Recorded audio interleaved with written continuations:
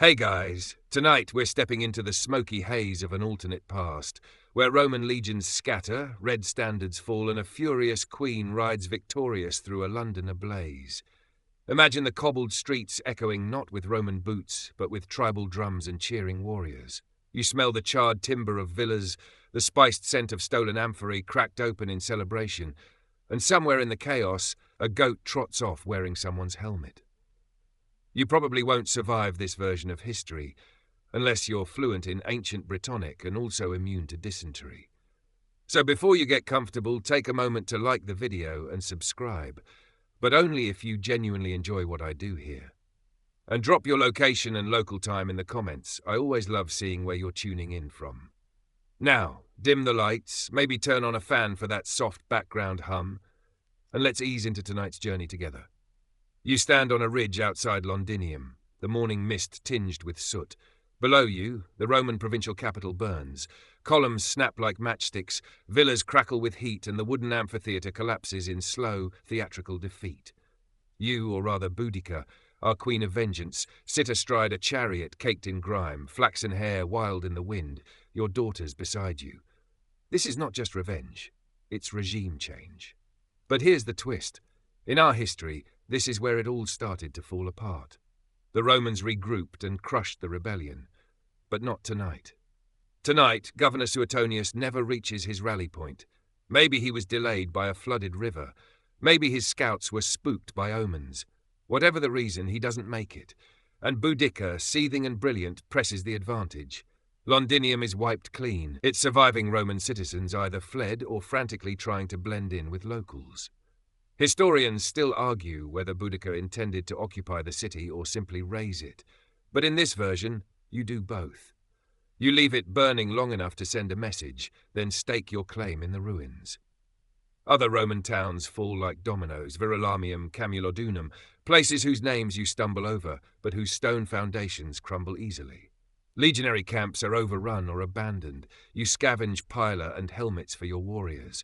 The weirdly comfy Roman sandals? You take those too. Back in Rome, word travels with alarming slowness. Couriers get robbed. Some don't survive the channel crossing. Others pause to embellish the tale for effect. So when the Senate finally hears what's happening, it sounds less like rebellion and more like the start of a new kingdom. One senator faints. Another blames Mercury retrograde. You march south now, not just to sack but to secure.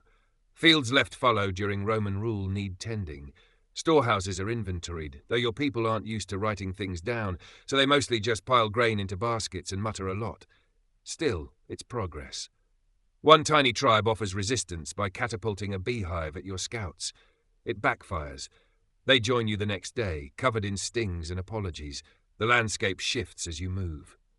Roman roads stretch ahead in unsettlingly straight lines, so unnatural compared to the forest trails you know. They make you feel exposed, but also powerful. These are your highways now.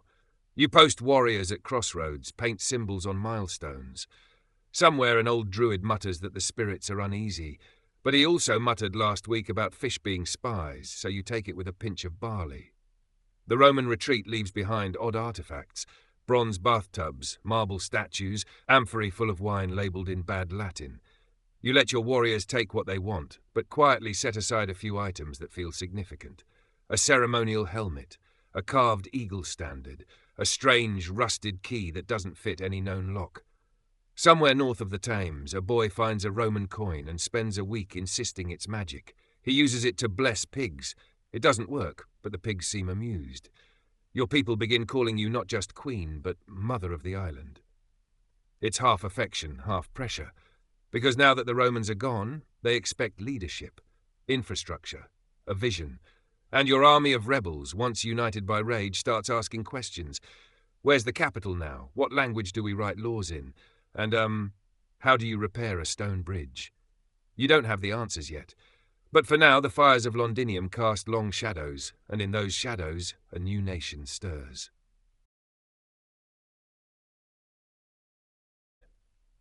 You wake up the next morning in a half-collapsed Roman villa that smells faintly of olives, ash, and wet straw.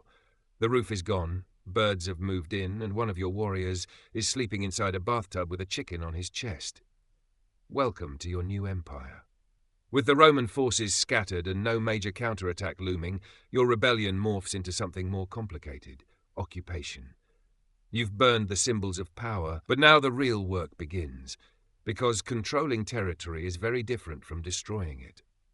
Your scouts return from the north and west. Many tribes are watching carefully. Some cheer your victory, others hesitate, unsure if this is just a fleeting triumph. One delegation brings you a gift of salt and honey. Another, less flattering, sends a severed Roman hand with a passive-aggressive note about mutual independence. You realize, standing there with the note, that the next phase won't be fought with blades. It'll be meetings. So many meetings. You travel east back toward Iceni land, and the journey is surreal. Roman villas, abandoned and echoing. Market towns stripped of officials, but still trading quietly in the corners. Temple ruins where children play pretend druid. The empire left behind its skeleton, and it's yours now to dress in new skin. Near the coast, your warriors discover a Roman granary. Inside, beneath sacks of millet, they find an entire family of hidden Roman citizens, 2 older women, a boy, and a goat named Titus. Your men want justice, but you surprise everyone by offering them shelter. Word spreads, and with it your legend grows. Not just as a destroyer, but as a protector. It's good politics, and maybe, just maybe, good karma. Now holding most of southeastern Britain, you convene a tribal assembly. It's a mess. The hall is drafty, half the delegates are drunk, and someone keeps banging a ceremonial drum out of rhythm. But progress is made. You sketch a loose confederation. Each tribe retains local customs but pledges loyalty to your leadership for external threats. You call it unity. Some of the older chieftains call it a bit suspicious. Still, most agree it's better than Roman taxation. You start using maps badly. Roman cartography is precise, but your people prefer stories and river songs. So you commission hybrid maps, terrain etched in leather, borders marked with beads. One particularly imaginative scribe adds a sea monster in the Thames. You don't correct him. Historians still argue whether you plan to expand beyond Roman Britain or simply secure your territory. Either way, you now hold everything from the fens to the southern coast, with supply routes open and Roman infrastructure mostly intact. You even take over a Roman lighthouse, rename it the Watching Fire, and assign a poet to sit in it and write warnings. He mostly writes haikus about seagulls, but it's the thought that counts. But with territory comes tension. Some warriors grow restless with peace, others grow drunk with power. One of your top generals declares himself High Prince of the Western Mud and starts building a throne out of peat. You have to gently explain that no, we don't do that here. To keep morale balanced, you institute festivals, big ones. Dancing, storytelling, and absurd competitions like fastest chariot assembly while blindfolded. You even bring back the old Beltane fire rites, though with a no-torching farm buildings rule added. The Roman structures you didn't burn, you begin repurposing them. Villas become communal houses. Temples are cleansed and rededicated to Celtic gods. In Camulodunum, your followers hang wreaths on a shattered statue of Claudius, then dress it in sheepskins and call it Emperor Wobbles. Back across the Channel, Rome's mood has shifted from fury to confusion. The reports are inconsistent. Some say Britain is lost entirely. Others claim it's been taken over by witches. One even suggests you're part horse, which rude. A few senators suggest negotiating. Others insist on vengeance. But for now, Rome has problems closer to home. Border skirmishes in Gaul, a grain crisis in Hispania, and one extremely unpopular new tax on togas. So your window to consolidate power remains wide open. You spend more time in council now. Your daughters, once protected from politics, begin attending.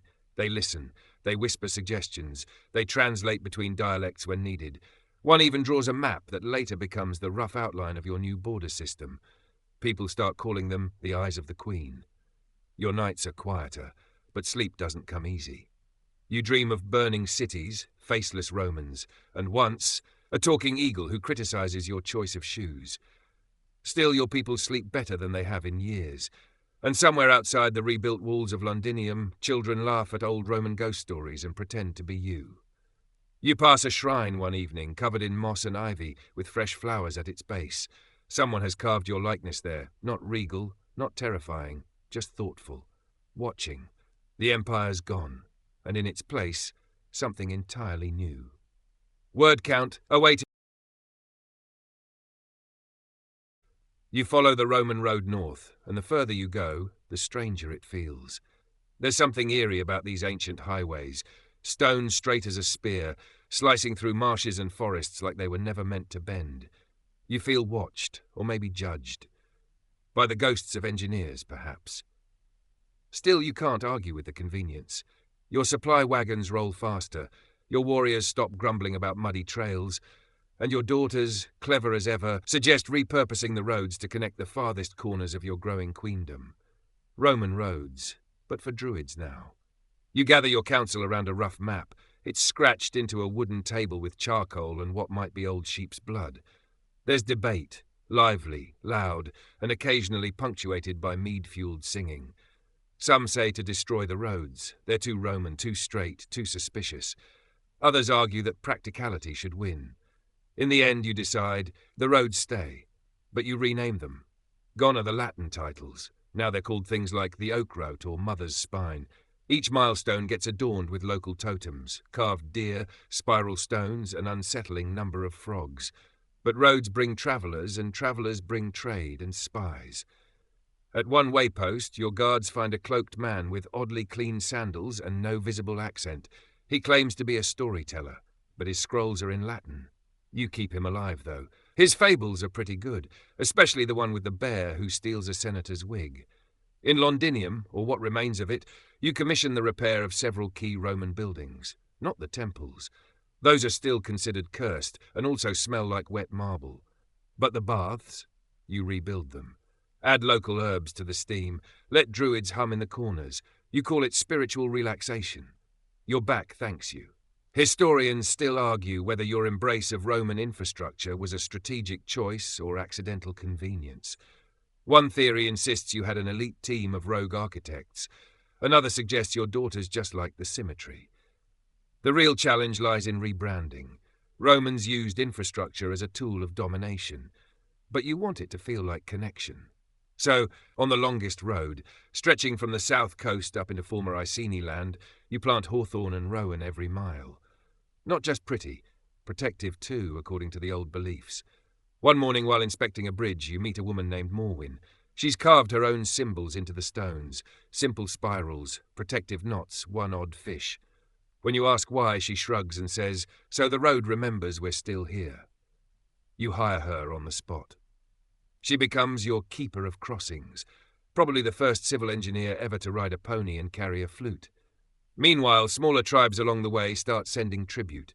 Not gold, more like salted fish, wool cloaks, and one extremely angry goose in a basket. You accept them all with a smile. The goose becomes a pet. You name it General Honk. The roads become arteries, pulsing with messages, supplies, and rumours. One whispers that Rome is sending envoys. Another claims a druid in the north has developed a cart that can float, sort of. He demonstrates it in a bog and immediately loses a shoe. As roads reconnect tribes long isolated under Roman provincial boundaries, you notice a shift. Farmers begin swapping seeds. Stonecutters share techniques. A musician from the west arrives with a stringed instrument no one has seen before. It sounds like wind through trees. You order 3 more. Of course, not everyone adapts easily. One village near the Humber starts charging tolls at a ford they don't own. When confronted, they argue it's a spiritual fee. You settle the dispute with a mix of diplomacy and eye rolls. But there's beauty in the attempt. Your people, once fractured, begin to see themselves as part of something larger. Not an empire, not yet a nation. Something looser. A tapestry made of fog, firelight, and shared roads. Even the druids, long suspicious of Roman geometry, come around. One crafts a chant to be sung while walking the eastern path. It's surprisingly catchy and includes a verse about socks. You hum it under your breath sometimes. Still, the roads carry more than people. They carry expectation. They bind your territories, yes, but they also whisper a question: what comes next? Because roads don't just connect, they lead somewhere. And in this uncertain world, all of them seem to lead back to you. The sky hangs low as you cross into the borderlands. Damp fields, wild heather, and that persistent fog that makes everything look vaguely haunted. This is where Roman maps once faded into nothing but dragons and speculative doodles. To you, it's just home. Untamed, yes, but full of potential. Here things are different. The tribes of the north were never fully conquered, only harassed. They watched Rome from the hills, snorted at togas, and got on with their lives. Now, with the legions in disarray, they wait to see what kind of ruler you are. A queen? A conqueror? A passing storm? You arrive in a village carved into a hillside, half hidden behind thorn hedges and guarded by 3 suspicious goats. The chieftain, a wiry woman named Enna, greets you with a sideways grin and offers you soup that tastes mostly of moss and defiance. "So," she says, "you're the Roman smasher." You like her immediately. The talks are long. Enna wants assurances. Her people don't care much for unity. They want freedom, respect, and no southern tax collectors. You offer her all 3. In return, she offers a symbolic alliance, 1 finely carved brooch and 1 deeply unimpressed pig. You're not sure what to do with the pig, but your warriors name it senator. That's how most northern treaties go. Informal, cautious, full of backhanded compliments. But slowly, it works. Fireside diplomacy, story swapping, trading songs instead of spears. You attend a harvest festival in one hill tribe. It involves painted faces, mud wrestling, and a ceremonial complaint about the weather. Your guards are horrified. You, of course, win the mud wrestling. Historians still debate whether you fully incorporated the northern tribes or simply bribed them with flattery and dried apples. One theory suggests you promised each leader a personalized cloak. Another claims the cloaks never existed, but the idea of them was enough. Word spreads again. Boudica rides north, they say. She brings roads and riddles. One child swears you levitate. Another claims you ride a bear. You neither confirm nor deny either. In your spare moments, you begin learning the old dialects. Some words come easily. Others, like the word for mud that eats shoes, take time. But language becomes your quiet weapon. In one meeting, you speak to a northern elder in her own tongue, and she cries. You commission local artisans to create markers for your expanding domain. Not statues, something gentler. Wooden posts etched with tribal symbols, boundary charms, and simple greetings. Travellers begin to touch them as they pass, superstition or respect, you're not sure. Of course, not all interactions go smoothly. One chieftain insists his people will only follow you if you defeat his champion in single combat. The champion is a man twice your size, with a beard like a thatch roof. You politely decline the fight, but challenge him to a poetry duel instead. You win, mostly because your last verse rhymes empire with entire bog fire. You make camp one night beside a lake so still it reflects the stars like silver coins. One of your daughters sits beside you, humming that road song again. You ask her what she sees in all of this. She pauses, then says, "We used to live in fear. Now they say your name like it's a prayer." You don't say anything back, but you stare at your reflection in the water. It's strange. You expected to feel victorious. Instead, you feel responsible. More villages accept your rule, though they mostly refer to it as not Rome.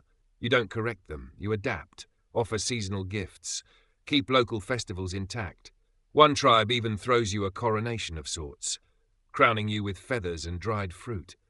You nearly sneeze through the whole thing. Slowly, a new kind of order forms. It's not Roman law. There are no scrolls or stiff officials, but it is structure. Disputes are settled at shared circles. Trade moves more freely. Curses are now officially discouraged unless really deserved. And then a whisper reaches your ears. A Roman envoy has landed on the southern coast. Not an army. Not yet. Just a small delegation. But Rome is stirring.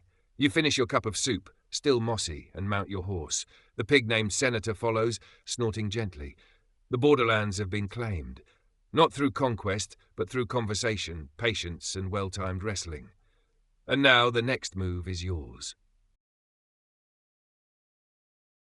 You ride south, cloaks snapping in the wind, past blooming hedgerows and weary sentries who now stand a little straighter when you pass.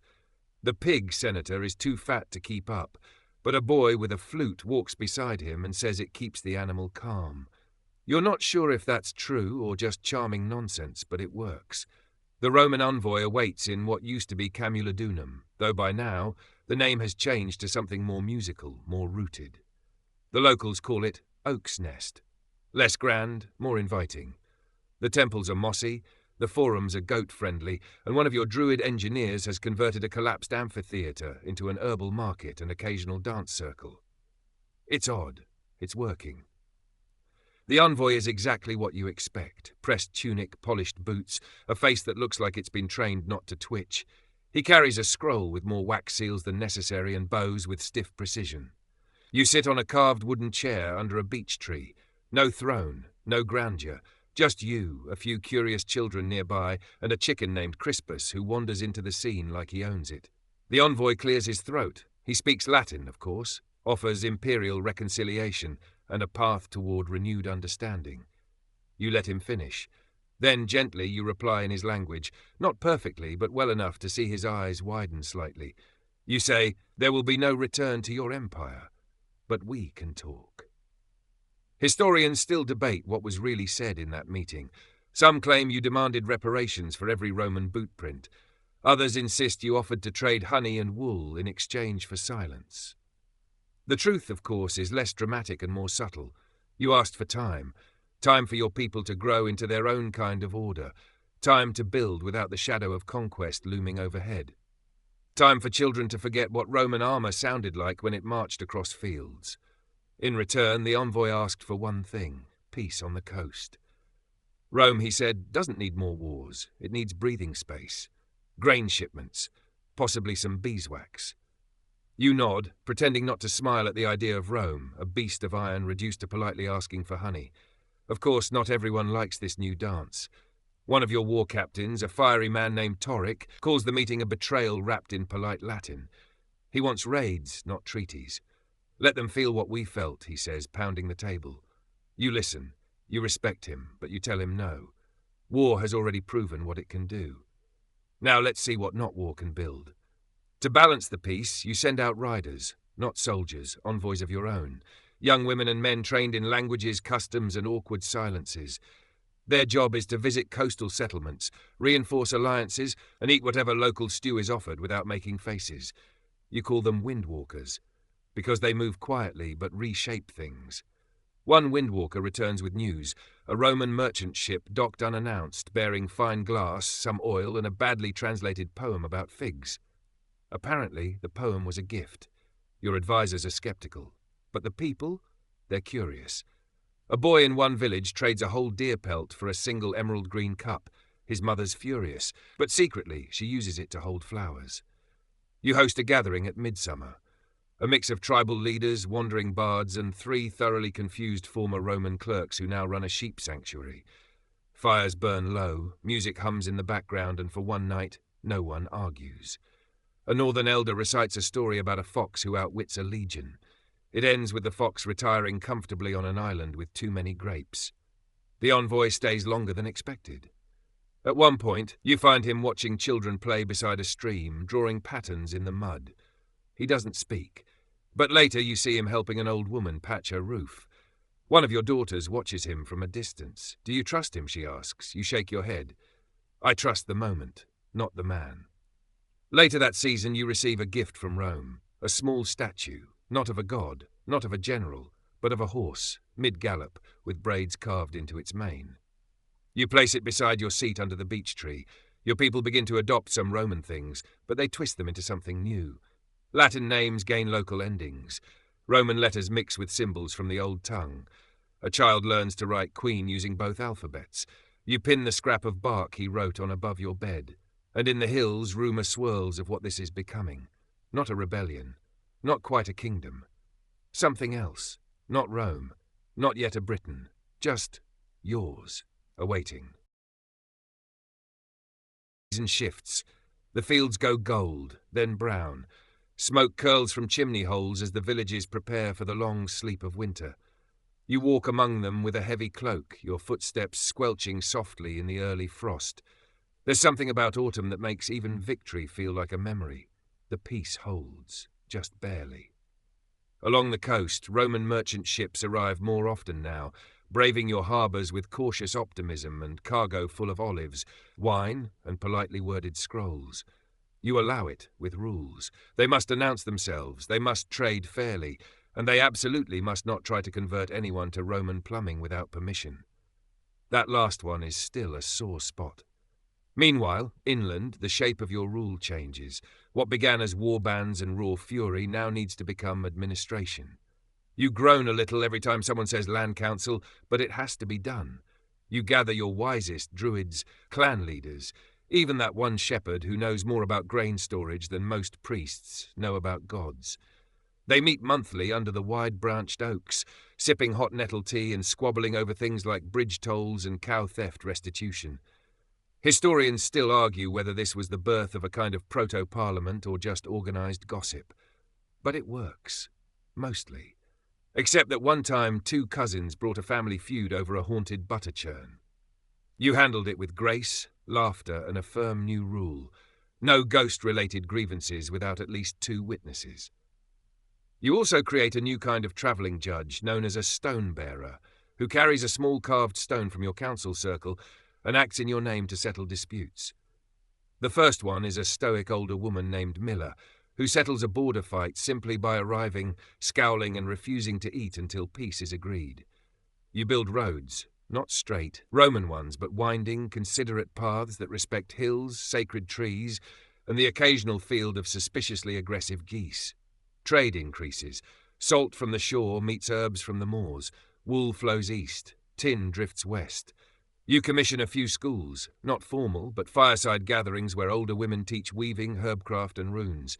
One boy insists on learning how to write letters to owls. You let him. Can't hurt. The children born now don't know the weight of Roman chains. They play with wooden swords, but mostly pretend to be dragons. One girl in a northern village claims she's descended from a wind spirit and a bear. You knight her on the spot. Why not? But not everything is soft moss and cheerful anarchy. A southern chief, once a loyal supporter, begins hoarding grain, raising walls and whispering Roman phrases in private. You ride to his hall unannounced, cloak soaked in sleet, and sit at his fire without invitation. You say nothing for a long time, letting the logs crackle between you. Then you ask him one question. Do you think they'll remember your name? He lowers his eyes. A week later his gates come down, and he offers surplus grain to the villages nearby. Still, the ghosts of empire linger. One night, by a riverbank, you find Roman coins embedded in the mud. Your daughter plucks one out, wipes it on her tunic, and squints at the face stamped there. Was he important? She asks. You look at the cold, worn face. Once, then he wasn't. She tosses the coin into the river. The splash is soft, satisfying. There's a new calendar now, based not on emperors or foreign gods, but on stars, planting cycles, and the rising of certain birds. Someone names the months after herbs. You're not sure who started that, but now people say things like in the time of elderflower, and it catches on. Every few moons you hold a moot in the centre of your lands. Fires, feasts, storytelling, and debates that usually end with someone swearing gently and agreeing to disagree over honey cakes. This isn't the kind of kingdom Rome would recognise, but it grows. One of your scribes, a clever girl with a fondness for frogs, begins recording everything. Not just laws, but songs, jokes, dreams, the smell of garlic boiling in stews. She says history should feel like a memory, not a list. You kiss her forehead and call her the keeper of whispers. And somewhere deep in a Roman hall across the sea, your name is spoken again. Not with rage this time, but with curiosity. She still rules, one senator asks. Yes, you still rule. And now, your people don't just survive, they begin to imagine. You wake one morning to the smell of rye bread baking somewhere nearby, mingled with damp wood smoke and the faintest whiff of something floral. Someone's been steeping wild mint again. It's quiet. Not the silence of fear, but of rhythm. Life ticking along without needing your constant hand. Still, you rise, because that's what leaders do. The work doesn't stop just because the fires are warm and the harvests have been kind. If anything, peace is harder to hold than war. It slips between fingers if you're not careful, like eel slime or political ambition. Your scouts return with news. A Roman governor in Gaul has been grumbling more loudly. He calls your realm an embarrassment to imperial dignity, and reportedly referred to your council as a collection of glorified chicken farmers. You're deeply offended. Your chicken farmers are excellent. The truth is, while Rome's leadership is no longer unified in its desire to reclaim Britannia, pride is a stubborn horse. And some in the Empire still believe your lands are a temporary embarrassment. One to be corrected. Historians still argue whether Rome seriously planned a second invasion or just made noise to soothe their bruised reputation. What's known is that their scouts returned with troubling reports, organized militias, coastal lookouts, fortified towns with cleverly hidden traps. One Roman wrote, "This is no longer a land of wild women and painted men. It is something else." You convene a meeting under the full moon. Not just your advisors this time, but weavers, farmers, fisherfolk, poets. You ask one question. If they come again, what do we do? The oldest woman there, a midwife with a voice like cracked bark, says, "We don't fight them back. We swallow them, make them part of the stew, and spit out the bones." The room nods. Your strategy shifts. Instead of fortresses, you build layers. Settlements that look like simple villages but hide communication lines, food stores, escape routes. Young children are taught songs that are actually codes. Windwalker messengers double as musicians, their flutes delivering more than melodies. You invest in knowledge. One of your scribes devises a system for recording weather patterns. Another starts writing a detailed, slightly judgmental cookbook that doubles as a record of regional produce and seasonal shifts. There's a footnote under smoked trout that simply reads, "Do not trust goats near brine barrels." Word spreads across the sea, not of your armies but of your ideas. That here, in the once-conquered wilds, something is being built. Something strange, soft but firm. A civilization with muddy boots and flowering windowsills.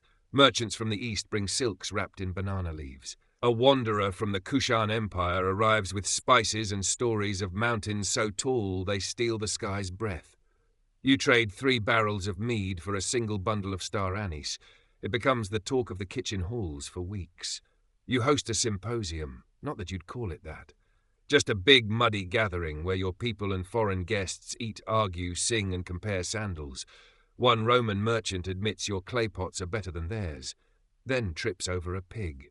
In the south, an enterprising group of druids has established something resembling a university. It's outdoors mostly, occasionally interrupted by squirrels. But it works. People come to learn about herbcraft, astronomy, law and the art of polite disagreement. And then, without warning, something odd happens. A small Roman patrol lands on your eastern shore. Just 8 men. They're armed, but they don't attack. They look tired, hungry. Their leader, a centurion with a limp, requests an audience. He kneels in front of your council and says, "We were told you're building something worth joining." You don't answer immediately. You just offer them food. Later, over steaming bowls of broth and thick slices of barley bread, the centurion speaks of the fractures within the empire, of new powers rising, of senators arguing over taxes while the provinces starve. You listen. Then you ask him, "What do you believe?" He thinks for a long time. Finally he says, "I believe in places where children don't learn war first." So you give him land, not as a gift, as an experiment. He and his men settle near a village of your own veterans. Together they raise sheep and argue over how to cook lentils. Eventually someone starts a theatre troupe. The first play is terrible. The second sells out. Your advisors are cautious, but you remind them the future isn't a wall. It's a door. Sometimes a muddy, creaky one, but still. That winter you light fires not out of fear, but tradition. Families gather, stories grow longer. A new song rises, soft, haunting, sung in a blend of old tongue and borrowed Latin. It's about a girl who talks to rivers and teaches fish to dance. The fish part is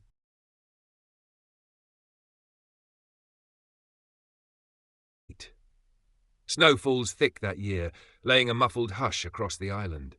You walk through it in boots lined with hair fur, crunching softly across the village paths as smoke curls lazily from chimneys and small children try to build snowmen with sticks and surprising amounts of attitude. Inside the hall, your council speaks in whispers, not of war, not this time, but of succession. You shift uncomfortably in your chair, carved from a single tree felled in a lightning storm, if legend is to be believed. The truth is, you've been so busy holding the present together that you haven't quite prepared the future to carry its own weight. And while you're certainly not old, your knees disagree more often than they used to. You have daughters, brilliant, stubborn, quick to laugh and quicker to argue. One rides better than any scout. Another speaks 6 languages and once negotiated peace with a group of mercenaries using only bread, sarcasm, and a surprisingly well-placed joke about cabbage. There is no clear air, and you like it that way. But history, even the kind you write yourself, demands shape. So you begin to build not just a future leader, but a culture of many hands. Instead of choosing one successor, you establish a rotating seat, a circle of 4, with each member serving a season of the year. They must agree before any major law is passed.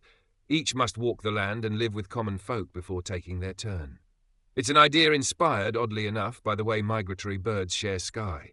Historians still argue whether this was a true democratic experiment or simply a clever way to delay naming a single heir. Regardless, it lasts. For a while, anyway. As the snow thickens, travellers bring more strange stories of distant cities falling, of Roman generals defecting, of pirates forming floating libraries off the coast of Hispania. One even claims to have seen a talking bear on the road near Gaul. You suspect he just drank too much mead, but you commission a tapestry about it anyway. Amid all this, you receive a letter, written in careful Latin, sealed with unfamiliar wax. It's from the wife of a Roman senator. She writes not to threaten, but to ask. She wants to visit, to understand the land where women lead and soldiers become shepherds. You grant it. She arrives weeks later, cloaked in silk and guarded by only a single stooped attendant. She marvels at your schools, your moon calendar, the travelling bread markets. She takes particular delight in your council meetings, even when they descend into passionate debates over sheep fence heights. One night, over mulled cider, she leans in and asks, "Do you ever miss the power? The fear? The way people looked at you when they thought you'd crush them?" You pause, then smile. Only on days when the goats escape. She laughs. Not the polite Roman titter, but a real, from-the-belly, ugly snort. It echoes off the walls. The guards outside shift, unsure. Inside, something opens. The senator's wife returns to the continent with scrolls full of notes and a bag of jam tarts.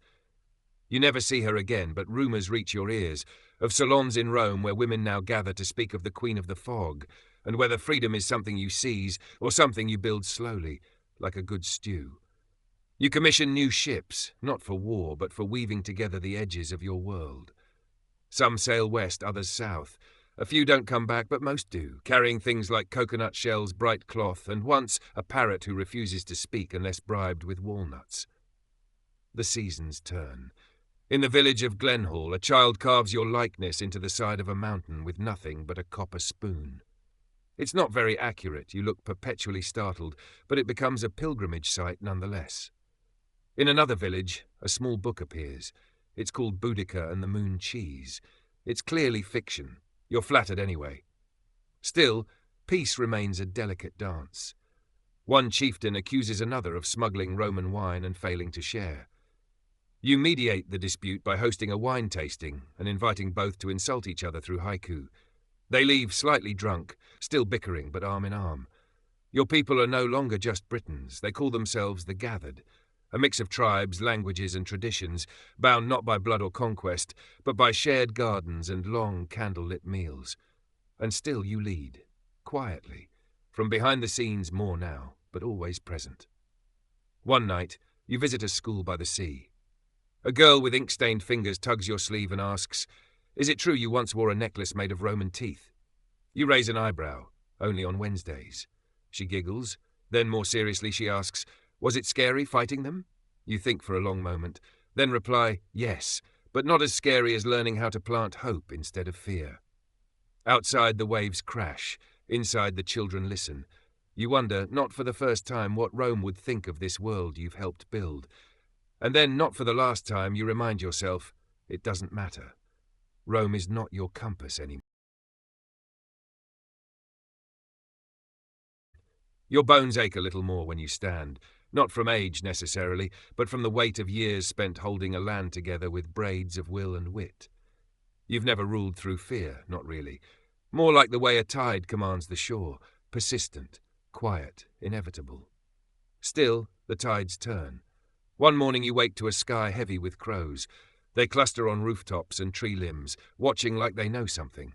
You ask your advisor if that's a bad omen. He says, only if they start organizing. You're not sure if he's joking.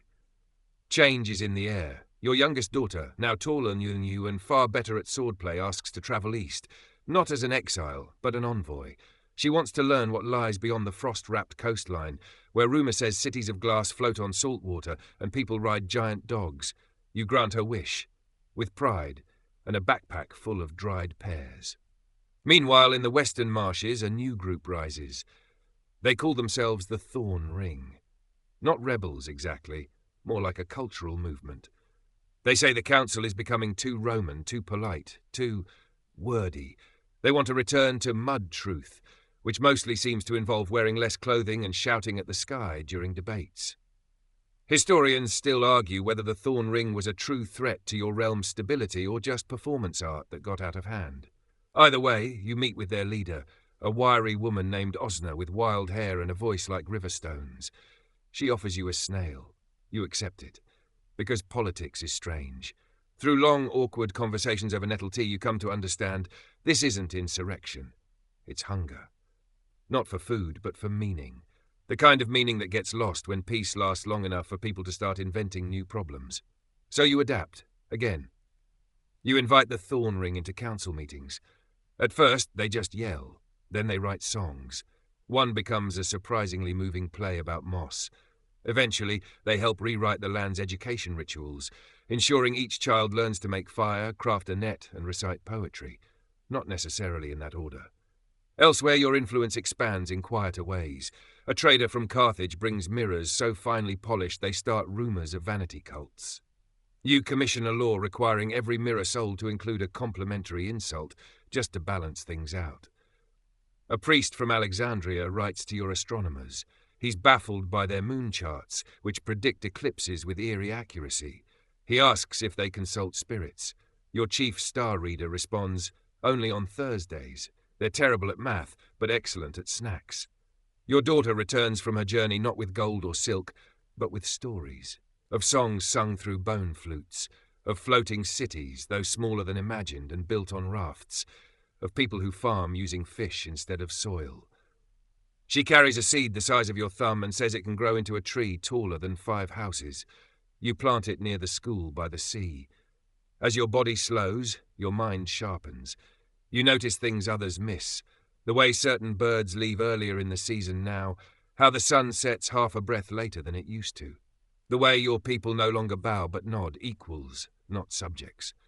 There's a letter from Rome, short, formal. It does not threaten or command. It requests an exchange of ideas, of goods, of peace. You reread it 5 times before placing it beneath your teacup. You spend more time walking now, not just through halls of power, but across fields beside rivers, through markets where bakers flirt with fishmongers and arguments over cheese-spice ratios draw crowds. One afternoon, a child hands you a rock shaped like a heart. You ask if it's magic. He says no, but it makes his dog bark. You keep it anyway. You visit the theatre again, this time for a play written in both Latin and Old Tongue. It's about a bear who becomes queen by accident and rules fairly by eating only the rude. You laugh so hard you nearly drop your cider. You think, this is the kind of world I dreamed of, where even the absurd feels safe. Not perfect, never perfect, but real, tangled and muddy and alive. And when the next storm comes, you'll meet it as you always have, not with steel but with story. With gatherings around firelight, with strange music and stubborn hope. Because you've learned that the strongest empires aren't carved from stone or drawn with borders.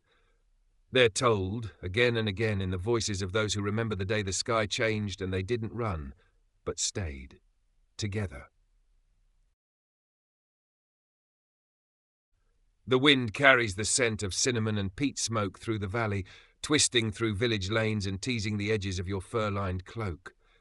You walk slower now, but not out of frailty. It's something else, intentional perhaps.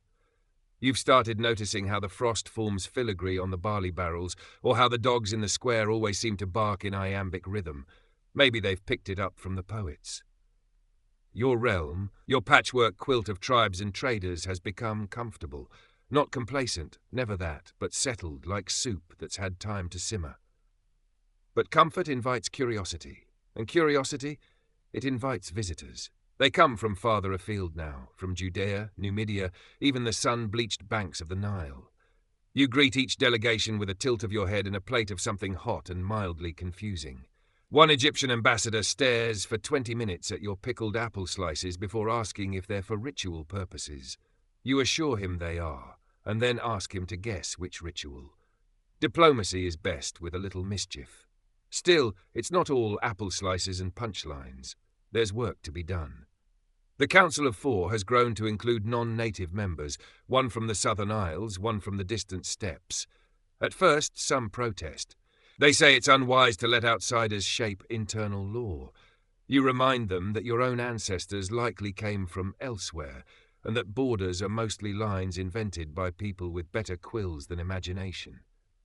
Historians still debate whether this shift marked the true beginning of a proto-federal system, or if it was just another example of your unrelenting knack for getting ahead of rebellions by inviting them to dinner. Either way, it works.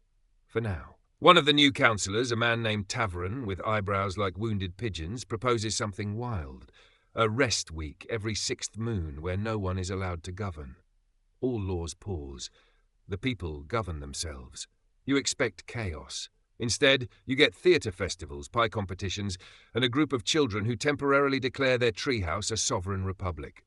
They make official bark paper passports and charge acorns for entry. One of your guards returns with 3. Change like this, quiet, silly, subversive, spreads faster than wildfire ever did. And the Romans? Still there. But different now. Their empire, once rigid as marble, has started to ripple. You hear of senators arguing over your daughter's moonseed tree, which has now grown to rival their tallest aqueducts. There's confusion in their ranks about how to speak of you. Queen doesn't feel accurate anymore. Sovereign of the gathered sounds too poetic. Some just call you she who didn't leave. It suits you. One envoy brings a gift, a statue. Not of you, thank the gods, but of a bear, crowned and upright, holding a scroll and a loaf of bread. You laugh until your ribs ache. It's based on that play, you realize. Somewhere across the sea, art has become diplomacy. You place the statue in the middle of your capital, where children smear it with honey and offer it sticks. It becomes a minor deity. There are, as always, problems. A drought curls the edges of your eastern barley. A wolf plague hits the northern highlands. A fleet of pirates tries to establish a toll road on one of your rivers. You resolve each issue not with might, but with a careful braid of compromise, storytelling, and once 2 barrels of exceptionally strong cheese. But something deeper stirs beneath the daily tides. Your people begin to wonder what comes next. Not out of fear, but curiosity. The same impulse that once drove you to ride into battle now drives them to ask questions like, what does governance look like without a war to define it? Can a leader step down without stepping away? So you start an experiment. You disappear for a week. No one knows where you go, not even the council. You camp alone in a forest clearing, living on lentils and roasted mushrooms. You carve small figurines from driftwood. You whisper stories to the wind, wondering if it carries them across the sea. When you return, everything is still standing. The markets bustle, the schools hum with chatter. The council has passed 3 new laws, one about river cleanliness, one about artistic freedoms, and one inexplicably banning competitive goose polishing. You smile. You let them keep it. That night, sitting by the fire, your eldest daughter asks if you're ready to stop. Not to vanish, she clarifies, but to rest. To let the world move without you at the helm every moment. You answer with a question, have the bears stopped governing? She snorts, they've demanded unionized honey breaks. Then the work continues, you say, but maybe, without me in every meeting. A new kind of succession begins. Not the dramatic, torch-passing kind. This one's more like embroidery, slow, deliberate, full of knots and colour and patches made from other people's cloth. You don't vanish. You become something else, a weaver of myths, a mentor in the background, a legend still alive, occasionally seen buying cheese and muttering about goose laws. And when the next group of traders arrives, this time from the icy far north, speaking a language like cracked ice and carrying fermented fish, you greet them with open arms and a fork. Because you know, peace isn't the end of the story. It's the beginning of a much weirder, richer, cozier one. The seasons change like clockwork now. You've come to know their rhythm, not just in the way frost kisses the outer stonework of the school halls, or how the bees return to the plum trees in April, but in the way your bones hum differently with each shift. Spring is curiosity, summer is energy, autumn is memory, and winter is tea. This particular winter, you wake up to find a message etched in ash across your garden stones. We made the honey holy. You suspect it's the thorn ring again. Sure enough, by midday, a group of ecstatic poets has staged a dramatic ritual involving incense, a life-sized wax bee effigy, and one poor council member roped into wearing a pollen crown. It's chaos. It's adorable. You let it happen. Letting things happen has become a new kind of governance, one rooted in trust. There's a subtle shift across your lands. Fewer decrees, more storytelling. Laws are taught through plays and puppet shows now. One travelling troupe becomes so popular that their rendition of the great fish tax debate is quoted in real legal disputes. You have to clarify in writing that anyone who challenges a land charter using a sock puppet named Grizzle will be taken seriously, provided Grizzle knows the facts. Historians still puzzle over how you managed to lead without seeming to lead. Some say you mastered the art of invisible rule. Others claim it was all a performance, one long theatrical act where you played the wise elder just convincingly enough to avoid being dethroned. The truth? You're tired. But it's the good kind of tired. The kind that comes from planting something and watching it not just grow but blossom beyond your wildest mud-caked dreams. You spend more time among the children now. Not out of duty, just pleasure. They tell you the latest gossip, which chicken laid a square egg who got caught kissing in the grain shed, which tree is now haunted. It's always the same tree. You take notes. One day a little girl with a missing tooth and a voice like sleet asks why there aren't more statues of you. You pause.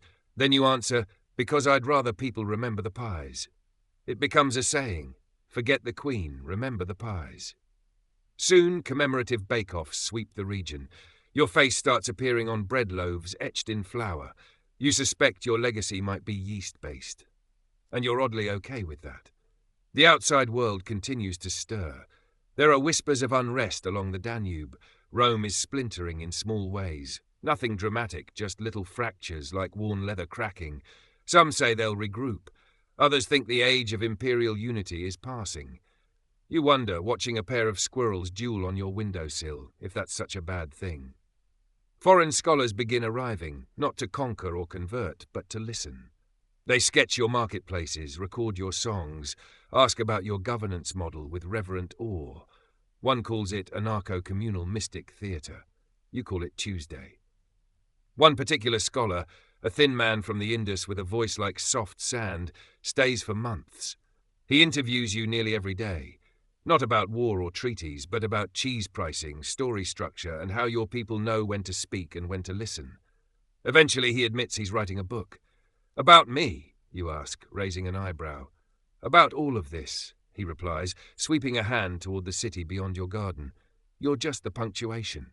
You like that. Some evenings you take long walks through the night markets. No one bows anymore. They offer you warm pastries and gossip, occasionally asking for advice. You rarely give commands these days, just questions. When a baker asks if she should open a second stall, you say, "How much sleep do you like?" When a farmer wonders whether to plant rice or rye, you ask, "Which one sings in your dreams?" It sounds cryptic, but they always nod and walk away satisfied. A new generation rises. They sing your name in lullabies, though you suspect half the children think you're fictional. One small boy insists you have wings. Another swears he saw you turn into a badger to escape a boring meeting. You do not correct them. Your daughter, now firmly at the helm of the council, begins exploring alliances beyond what you ever considered. Floating cities, mountain communes, desert tribes that use shadow puppets as legal documents. She writes to all of them.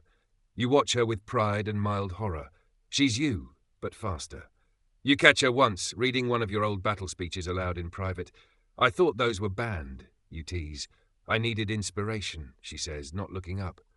You grin. Try Grizzle the sock puppet instead. He's much better with logistics.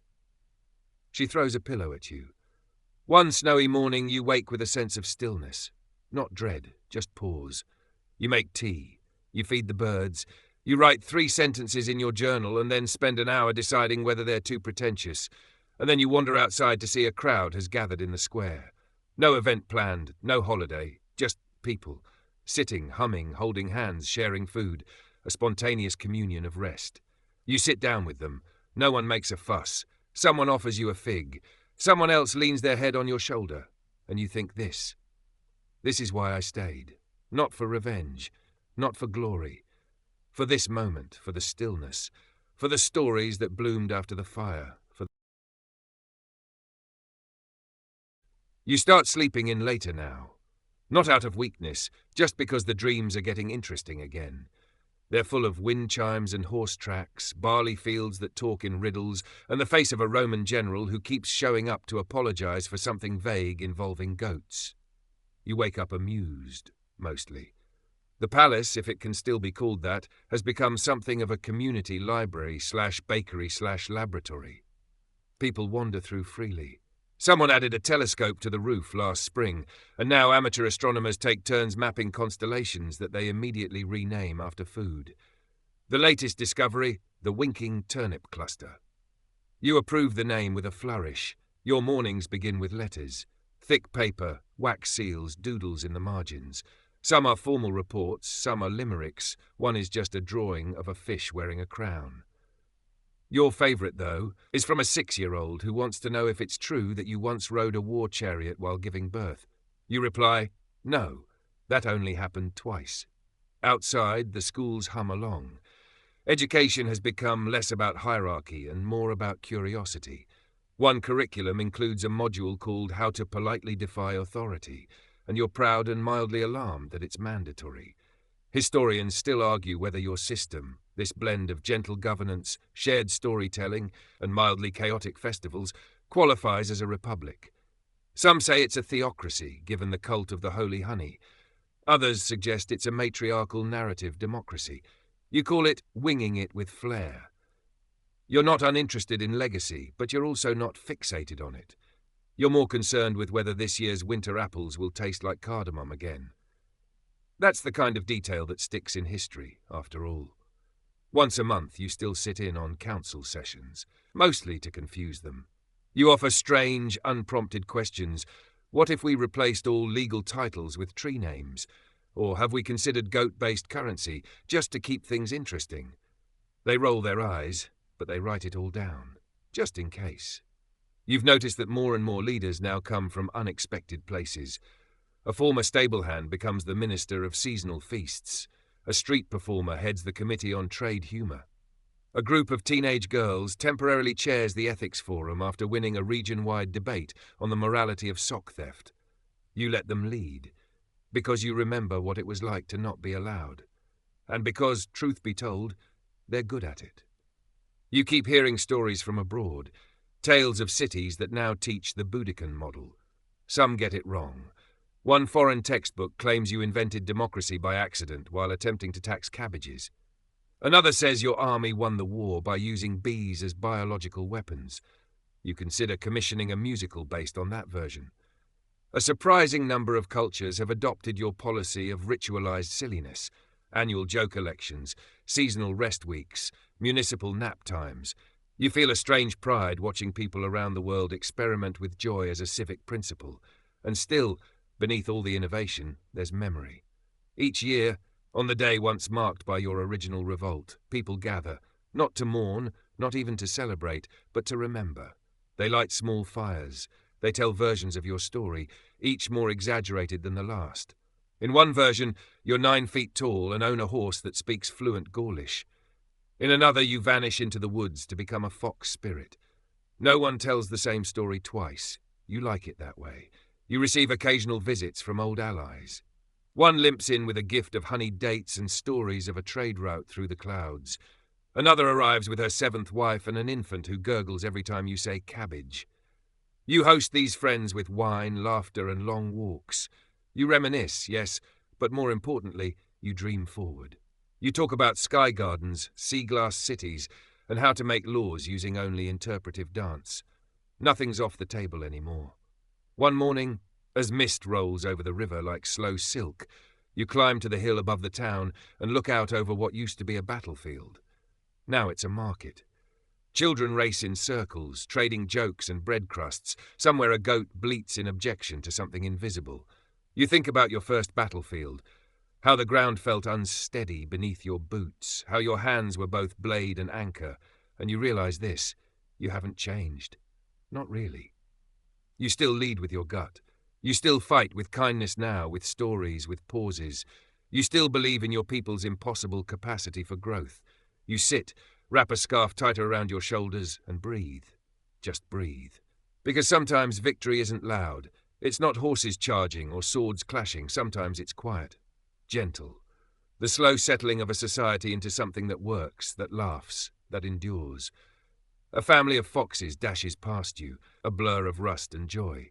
One pauses, looks at you, and for a second, just a second, you consider the idea that maybe, just maybe, that myth of you becoming a fox someday isn't entirely myth. You wink, the fox blinks, and then they're gone. Your knees ache a bit more these days, and someone had to discreetly modify the steps near the Hall of Council so you wouldn't trip during solstice speeches. You pretended not to notice, but you made a mental note to thank the carpenter, probably Juna, the one who talks to wood like it's a moody cat. Your daughter. Well, she's no longer just your daughter. People call her the Threadkeeper now. She weaves policy and narrative so fluidly that entire reforms are passed as bedtime stories. You watch her work with a strange mixture of awe, pride, and total confusion. Half the time you don't understand what she's doing. But it works. She tells you one evening, over pickled onions and honeyed squash, that the scholars in Carthage are modelling new education systems after your town's play-based learning. You ask whether they're including the part with the chicken court. She smiles. That's the best part. You still receive foreign envoys occasionally. Some come out of curiosity, others come in peace or in subtle awe. One comes bearing a mechanical bird that sings the names of every Boudican law ever passed. It gets most of them wrong, but the tune is catchy, so you keep it. Historians still can't agree whether your kingdom is a failed rebellion that turned into an accidental utopia or a carefully orchestrated social experiment. A few conspiracy theorists even insist you were secretly Roman all along, planted to sow reform from within. You don't bother correcting anyone anymore. You've realized that the story is no longer yours, it's everyone's. You're just the thread that started the tapestry. The city has grown, quietly, without pomp. New neighborhoods built in spirals, rooftops shaped to catch rainwater, children learning both old myths and the names of every edible root in the region. One group of young architects recently designed an entire village around a central cuddle mound. You ask what a cuddle mound is, and the lead architect, a teenager with twigs in her hair, explains it's a warm hill for group naps. We added a tunnel for hedgehogs too. You approve the project with zero hesitation. Your nights are longer now, not just because of the season, but because you linger in thought. Sometimes you sit by the window with a mug of something spicy and think about the other timeline, the one where you lost. What would have happened if the Romans had crushed you fully? If your daughters had been forgotten, your name buried beneath layers of stone and shame? In some versions of that timeline, you think, the empire rolls on unbroken. The villages never bloom into storytelling sanctuaries. Your people's laughter is replaced by uniformity. In other versions, maybe something else rises from the ashes. People like you always exist in every time, those who push back, who reimagine, who plant seeds with dirty hands. But in this timeline, you won. Not in the traditional way, not with a crown or an unbroken line of conquest, but with pudding festivals and law libraries shaped like snails and schoolchildren arguing about the ethics of magical carrots. There's a deep comfort in that. You start writing a new book, not a memoir, gods no. You title it Suggestions for the Soft Empire and fill it with musings, doodles and questions rather than declarations. The first page just says, what if we made the bureaucracy edible? People start passing around copies before it's even finished. One night, during a rainstorm that smells like mint and stone, someone knocks at your door. It's an old man in tattered robes, soaked through, clutching a scroll and a half-eaten apple. He speaks a dialect you barely recognize, but eventually you piece it together. He's walked hundreds of miles to ask whether you'll bless his attempt to start a festival of gentle revolt in his homeland. You bless it with a hug and a loaf of date bread. Before he leaves, he asks what kept you going all those years ago. You answer with 3 words: the next morning. He doesn't understand right away. That's fine, he will. Your garden has become a sanctuary, not just for plants, but for thoughts. People come just to sit. Some speak aloud to the trees, some scribble poems and hang them on the hedges. One vine near the far wall has become a wishing plant. You're fairly sure that's not scientifically sound, but the results are compelling. You catch someone once, young, probably 17, burying a scroll under the plum tree. You pretend not to notice. Later, when no one's watching, you dig it up. It reads, "Dear Queen, I love someone who doesn't know it yet. Please let me be brave." You bury it again. The next day, there's a picnic beneath that tree. 2 figures laughing softly, holding hands. No one mentions the scroll. But the tree looks smug. The seasons keep turning. The bees still hum. And you've become something larger than yourself now. Not a ruler, not even a symbol, really. More like a reference point.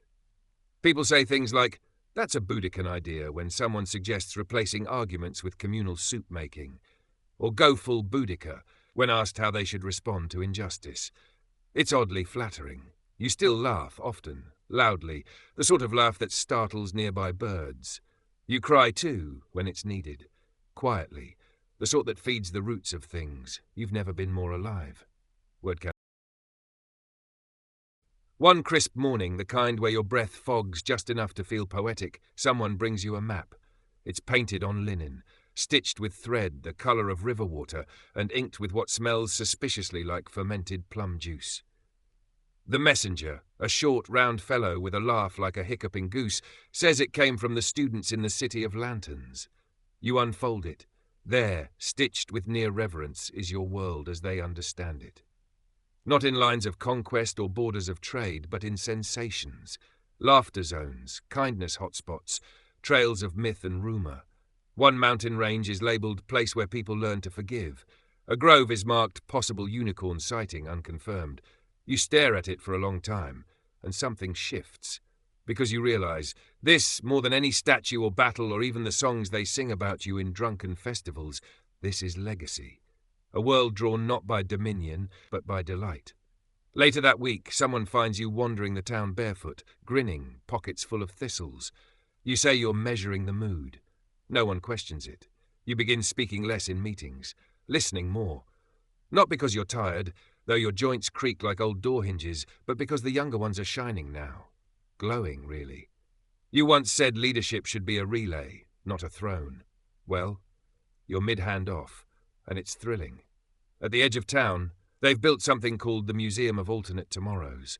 It houses speculative histories, dreams, drawings by children imagining what the world might be in 1,000 years. Your favourite is a depiction of a future where rivers vote. Historians still argue whether you knew this was coming, whether your reforms were accidental genius or deliberate design. Some say you were guided by dreams. Others insist it was sheer chaos alchemized into something enduring. You think about telling them the truth, that you were just trying not to cry in front of your daughters that day, all those years ago. That rage became motion, and motion became rhythm, and somehow rhythm became civilization. But you don't. Instead, you start writing small notes and hiding them in unexpected places, between the bricks of bakeries, under the mossy rim of the old well, inside hollowed acorns. Notes like, kindness counts even when no one sees it. Take breaks, even revolutions nap. You are not too much. The world was simply built too small. You hear rumours people are finding them, carrying them in their boots, stitching them into sleeves. At the last full moon gathering, someone reads one aloud without knowing you wrote it. The crowd hums in agreement. No one turns to look at you. And that's the best part, because this thing you've built, it's breathing on its own now. The river near your childhood home, yes, it still flows. You return to it one quiet evening, sit at its edge, skim stones, the water sings a little, or maybe that's just your ears. Either way, you hum along. Someone joins you. A boy barely 10, with a stick shaped like a sword and the serious brow of someone who believes destiny is about to arrive. He doesn't know who you are. You ask him what he wants to be. A poem, he says, not a poet, a poem. You nod, approve, offer him a plum. Back in town, your old chariot has become a garden cart. People use it to deliver herbs and laughter. No one polishes the metal anymore. They let it rust into stories. Your daughters, now 3 strong women with lives that surprise you daily, have started teaching others how to shape systems like you shaped your army, with flexibility, trust, and the occasional song. They ask you once, half joking, what you want your final law to be. You think for a long moment, then reply, no one may work on their birthday unless they truly want to. The council passes it with 0 objections. In fact, they throw a party right then and there for a scribe whose birthday it apparently is. The scribe blushes, laughs, and does not work the rest of the day. You decide that's the kind of power you like best, the kind that gives people a reason to rest, to smile, to feel chosen by joy.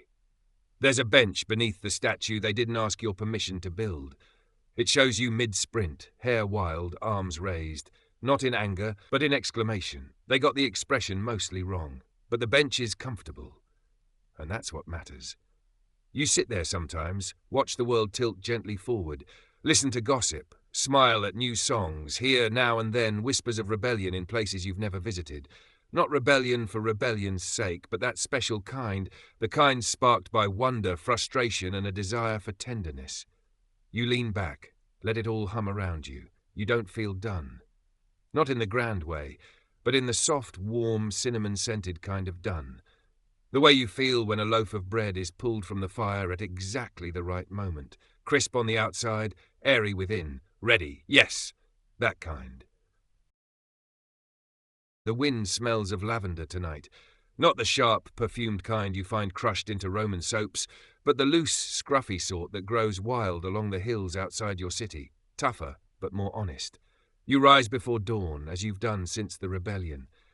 Not out of habit anymore, but for the silence. The still hour when everyone else is folded in sleep, dreaming dreams you help make safer. The stars haven't gone yet. They linger, like guests who enjoyed the evening too much to leave. Your joints complain as you pull on your old cloak, the green one. Faded now, a bit threadbare at the elbows, but warm and weathered. Someone once offered to stitch golden trim around the edges for ceremonial dignity.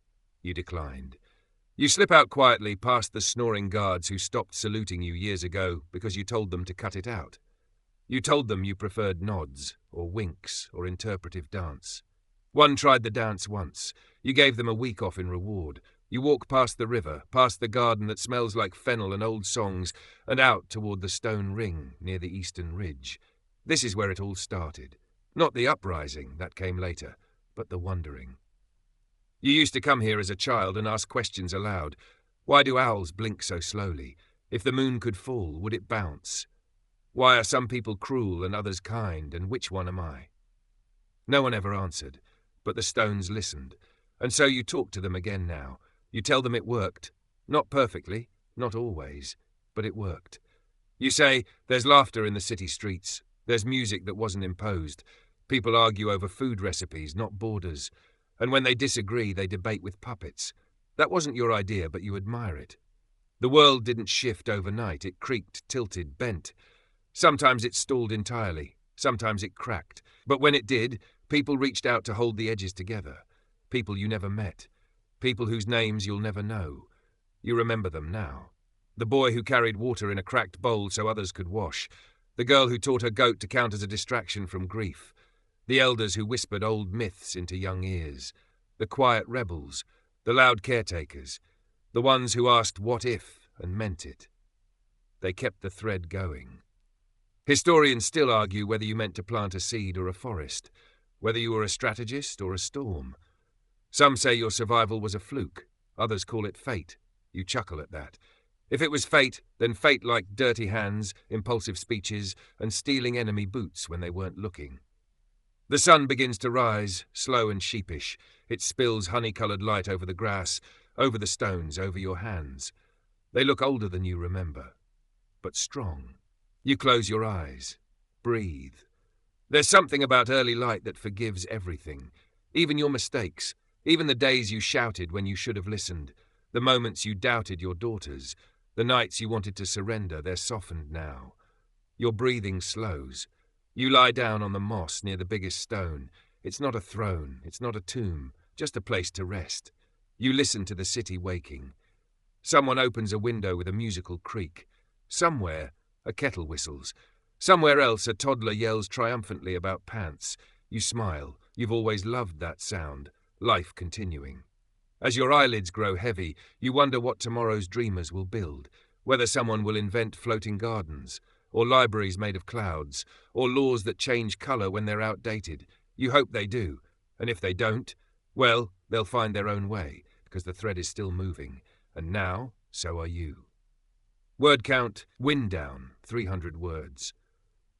The sun now rests just beyond the horizon, leaving behind a sky the colour of faded apricots and hush.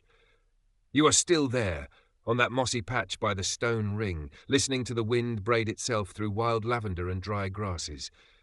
The earth is warm beneath your spine, soft and forgiving, as if it remembers every step you ever took in anger or love. You don't need to hold the world anymore. It's holding you.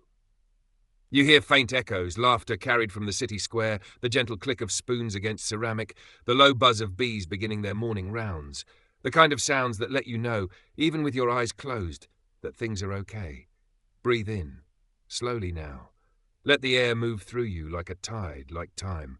There's nothing urgent left, no decisions to be made, no battles to anticipate, just this moment, this stillness, this strange and beautiful quiet. Even the stones seem to sleep beside you, weathered and patient. In this peaceful, alternate world where kindness became structure and rebellion grew roots, you've arrived at rest. Not a conclusion, but a pause.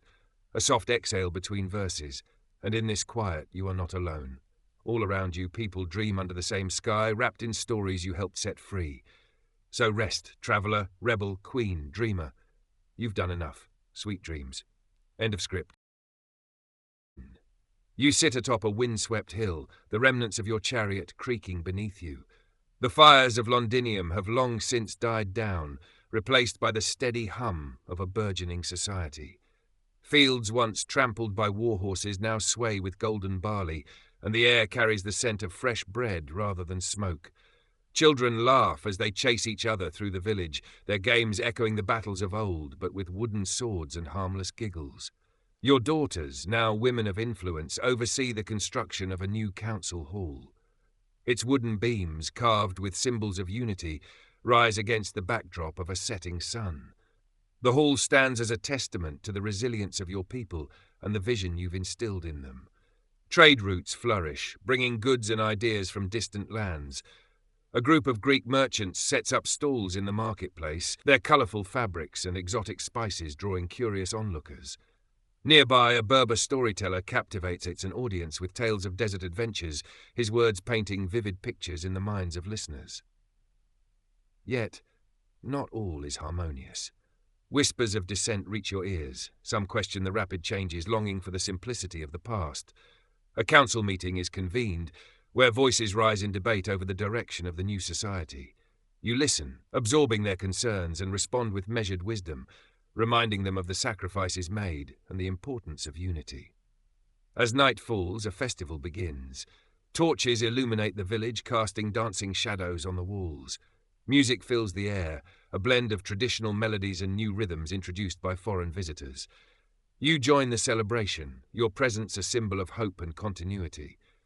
In a quiet moment, you reflect on the journey from rebellion to reconstruction. The path has been fraught with challenges, but the spirit of your people remains unbroken.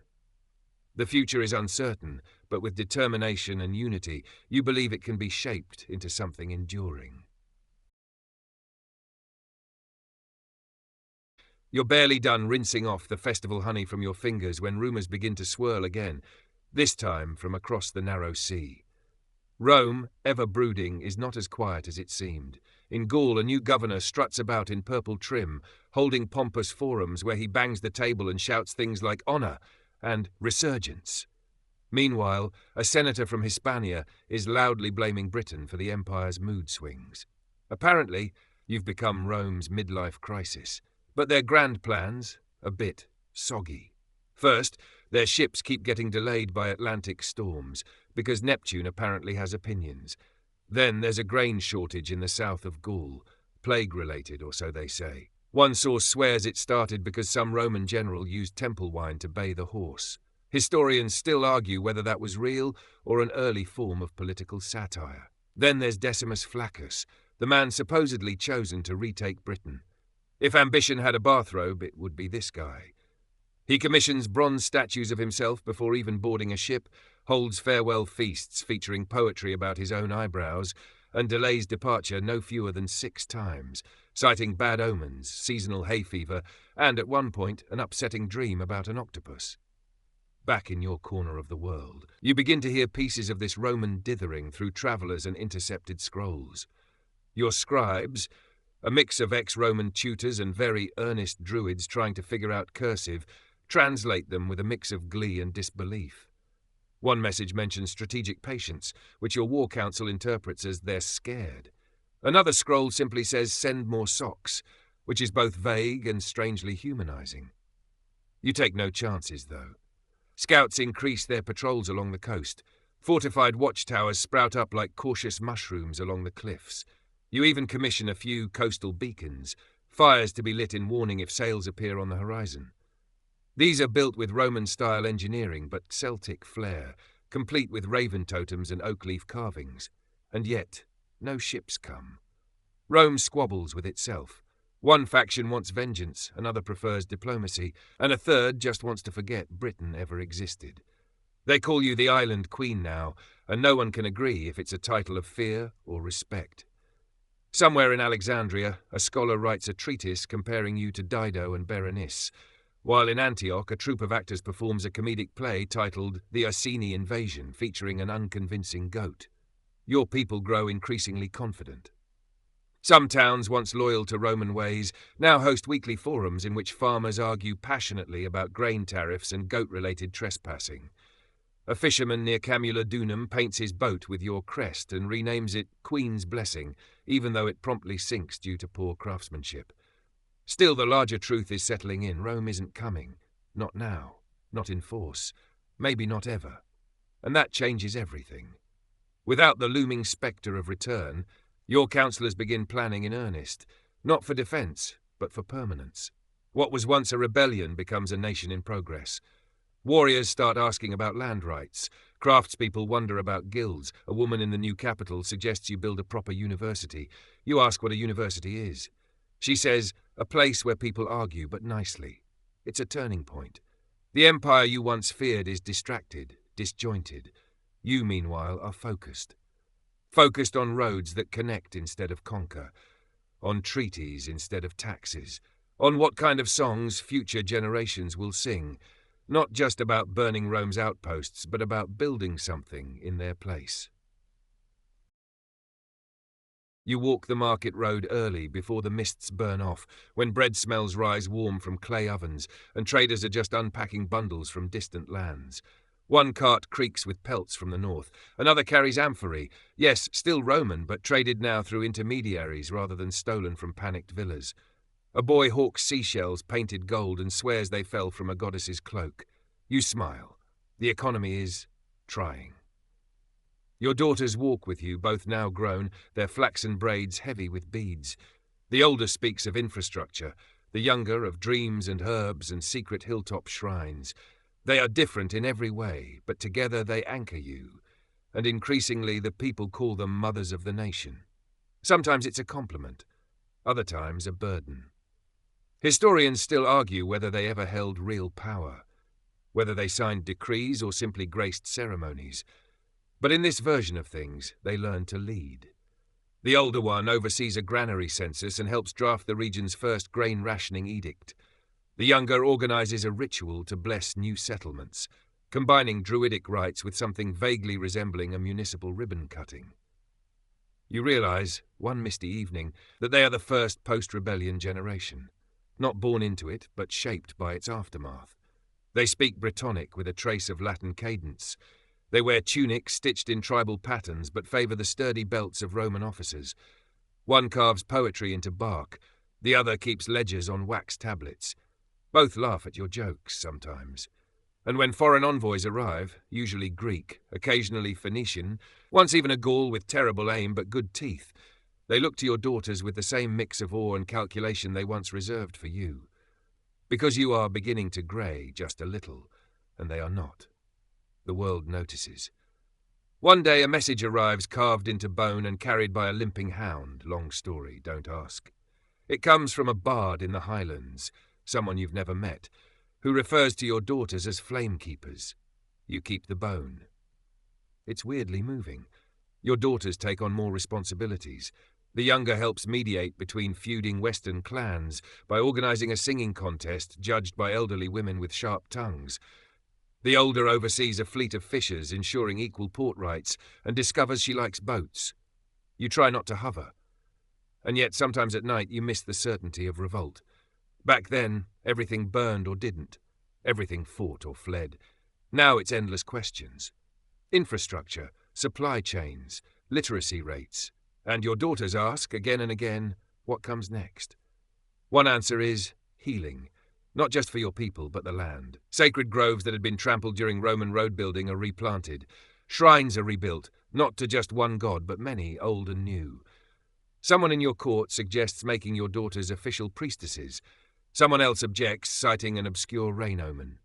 You settle it by holding a feast and inviting both. In the whispers that float beyond your borders, your daughters become legends in waiting. Tales are spun that one can call lightning and the other commands wolves. Neither is true, but neither is denied. Because legends, you've learned, are like wild horses, beautiful, unpredictable, and better left mostly alone. The hardest lesson, though, is letting them lead. Once, you would have ridden alone into the night to deliver a message, stormed a garrison yourself, shouted down a governor. Now you find yourself watching from the threshold as your daughters take the stage, sometimes literally. There's a midsummer play in which one of them plays herself, which is both flattering and deeply awkward. Still, you see it, the kingdom you imagined, flickering into form, not just in laws or buildings, but in gestures, a hand extended across a tribal line, a child offered a seat at council, a coin passed quietly to a bard who'll sing not of victory, but of compassion. Your daughters understand that leadership isn't glory, it's continuity. It's making sure the roads are safe, the granaries full, the old gods not too jealous of the new. One evening, long after the fires have dimmed and the singing has faded, you stand with them by the edge of a river. The stars blink in velvet stillness. The younger hums a half-forgotten lullaby. The older counts stars like plans. They ask if you're proud. You don't answer. You just take their hands, one on either side, and squeeze. Because pride is too small a word. You ride westward now, where the mountains loom like sleeping giants, and mist hangs stubborn in the valleys. The tribes here are older than stone, and every hill has a story, usually involving at least one angry god and a talking animal. You're trying to unite them, of course, but let's just say the Welsh are skeptical. Your advisors warned you. These hill clans don't like central rule. They like their bards, their battles, and their boundary stones. Thank you very much. When you arrive with a delegation, a goat and a map, you're met with silence. Not hostility, just the heavy, ancestral kind of pause that says, we've heard all this before. Still you press on. You host a feast under the full moon, roast boar, barley cakes, and one nervous envoy from Kent who definitely isn't used to mead that strong. You make your pitch. Join the new Britain. Keep your customs. Keep your hills. But let's not stab each other over grazing rights anymore. They listen. Politely. Then challenge your warriors to a wrestling match on the mossy field. You lose. Twice. One match ends with your champion in a sheep trough. You pretend it's part of the diplomacy. It's not. Historians still argue whether your efforts here were a political success or a beautiful disaster. Some say the Welsh tribes slowly integrated. Others claim they simply humoured you until the wind changed. The truth, as usual, lies somewhere in the goat tracks. A fringe historian once suggested the entire Western resistance hinged on an old prophecy involving a red-haired queen and a singing stone. The stone did exist, someone tripped over it, and you do have red hair. The singing? Debatable. You don't conquer the Welsh, but you earn something else, grudging respect. One chieftain gifts you a ceremonial cloak woven with bluebell dye and raven feathers. Another teaches your daughter a lullaby in a language older than Latin. It's not unity, but it's a start. On the way back east, you stop at a village where they've been carving sheep on cliff faces for centuries. They've just added a new one, a chariot with antlers and 3 wheels. It looks nothing like you, but the gesture is endearing. Meanwhile, your council back home is trying to standardize measurement, because apparently a handful means wildly different things in Norfolk versus Dorset. You try not to laugh, but the debates get heated. At one point, someone throws a turnip. Still, your system is growing. Markets run on barter, but now accept those crooked-nosed coins you minted. Tribes argue, but they argue in council. There's even talk of organising a regular postal route, though it currently involves relay runners and a very grumpy mule. And while all this unfolds, you're still tending to the fractal edges of the realm. A druid from the northern woods sends word of a plague spirit. Turns out it's just bad water and worse cheese, but you send healers anyway. In the marshlands, someone's built a shrine entirely out of fish bones. You don't ask questions. You just nod. Back in the west, a curious kind of peace settles in. Not the Roman kind, imposed and armoured, but the wilder version, like a forest exhaling after a storm. A bard sends you a song about foxes nesting in old Roman helmets. It's catchy. Your daughters sing it while braiding each other's hair. You start to hear your own name in strange places, on wind chimes, on driftwood carvings, whispered in spells. You're no longer just queen. You're myth. A living legend with sore feet and a to-do list that includes rebuild granary and investigate bee-related diplomacy failure. There's one moment, high on a ridge overlooking the grey hills, when you spot a line of riders in the distance. At first you brace. Envoys? Roman scouts? But no, it's a family moving.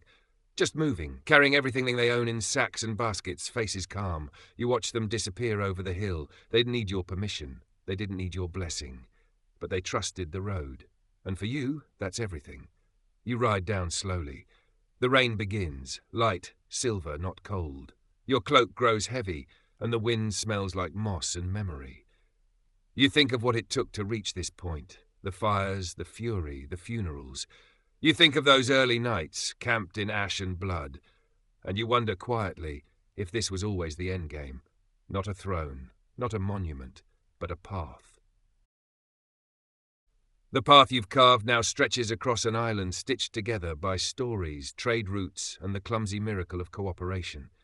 You return to your eastern capital, remember that once muddy marvel by the sea, to find it, well, still muddy, but also busy, vibrant, loud in a good way. Someone's opened a bakery. Someone else is trying to build a water wheel using advice from a very confident goose. It hits you slowly. This isn't rebellion anymore. It's rule. And the island is watching. They call you Mother of the Island now. The title is stuck, sung in lullabies and muttered during arguments about grain distribution. But it's not just reverence. It's responsibility. You step through the council tent and find not warriors, but teachers, scribes, farmers with charts. Someone wants to standardize the calendar. Someone else is pushing for better goat training regulations.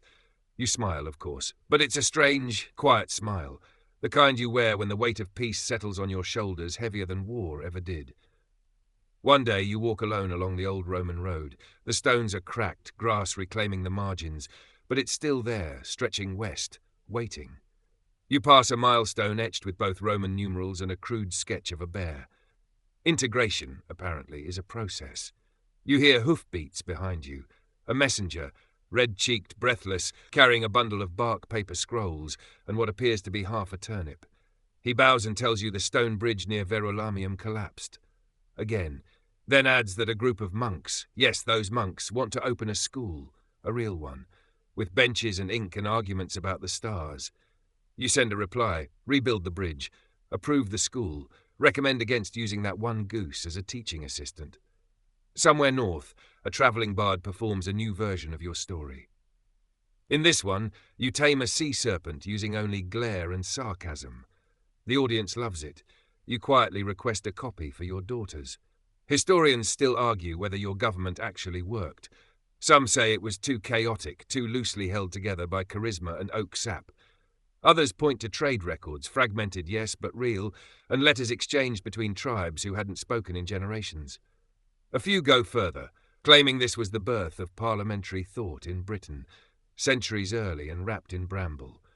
A lesser-known scroll from Gaul claims that a Roman merchant once returned to the empire, babbling about a queen who rides lightning, commands wolves and taxes garlic.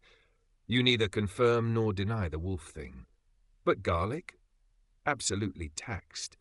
You begin holding seasonal festivals, part ritual, part political glue. They're held on equinoxes and solstices, punctuated with dancing, storytelling, and very competitive bread baking. Your people bring gifts, carved stones, antler combs, driftwood charms, one disturbingly lifelike turnip effigy.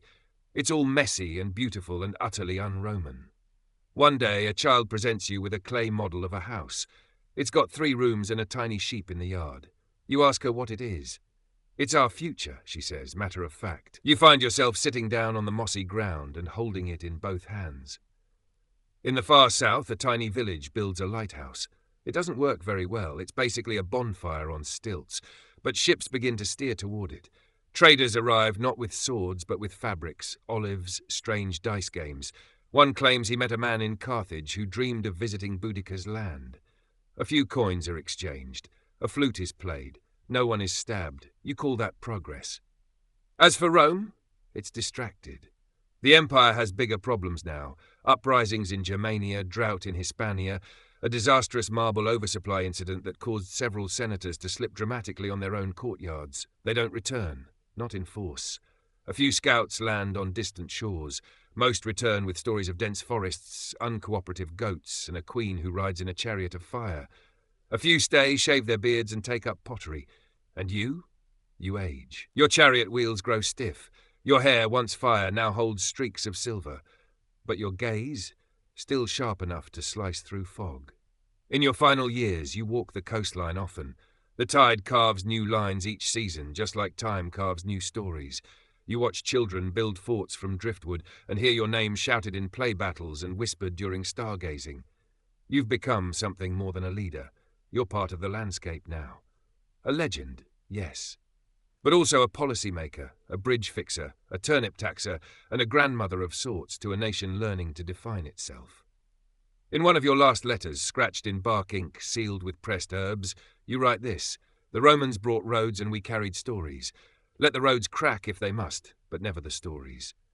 The letter is saved, passed down, studied, debated, misquoted in 5 dialects, but remembered. And long after you're gone, when the wind shifts and the bonfire smoke curls toward the stars, someone still whispers, "She didn't just burn the empire. She planted something." You sit beneath the shade of a yew tree, its red berries gleaming like droplets of wax, and hold a strip of bark in your hands, carefully inked with curling lines that look suspiciously like writing. Not quite Latin, not quite runes, something new. Around you, a group of elders argue over the shapes of letters, while 2 of your druids squabble about whether teaching reading aloud might accidentally summon ghosts. The world has changed, and now your people are trying to catch up, armed not with spears, but with styluses. Because now that you've defeated the Romans, now their order has crumbled and their laws have gone brittle in the sun, something has to take its place. And it turns out that trying to create a new nation from scratch involves an absurd amount of paperwork. You thought victory would mean rest, maybe peace. Instead, it means long meetings, more bark paper scrolls than any forest can handle, and an awkward new class of scribes who wear too many belts and speak entirely in abbreviations. Some of your warriors resist, of course. "We didn't fight a war just to spend our days copying lists of sheep," they grumble. One man, formerly a proud shield-bearer, is now in charge of keeping track of grain shipments and has started referring to himself as the steward of barley, unironically. It's a little much. Still, there's something beautiful about it. Kids who once ran wild through woods now sit cross-legged, learning to draw symbols that stand for stars, rivers, names. One boy scratches out a poem about his pig. It's terrible, but also, strangely, moving. You pin it to a tree anyway. You decide to sponsor travelling teachers who wear purple sashes and carry satchels of ink. Some teach in the open air, others in crumbling Roman bathhouses.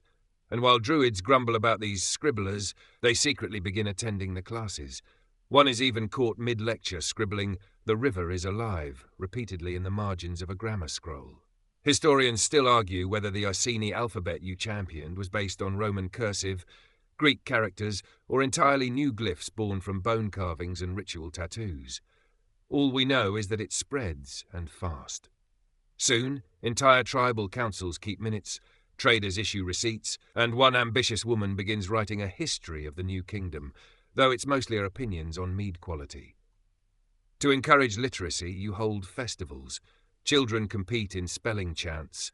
The winner gets a leather-bound pouch of goose quills and the slightly ominous title Wordsmith of the Grove. It's more popular than the wrestling ornaments now, which confuses everyone.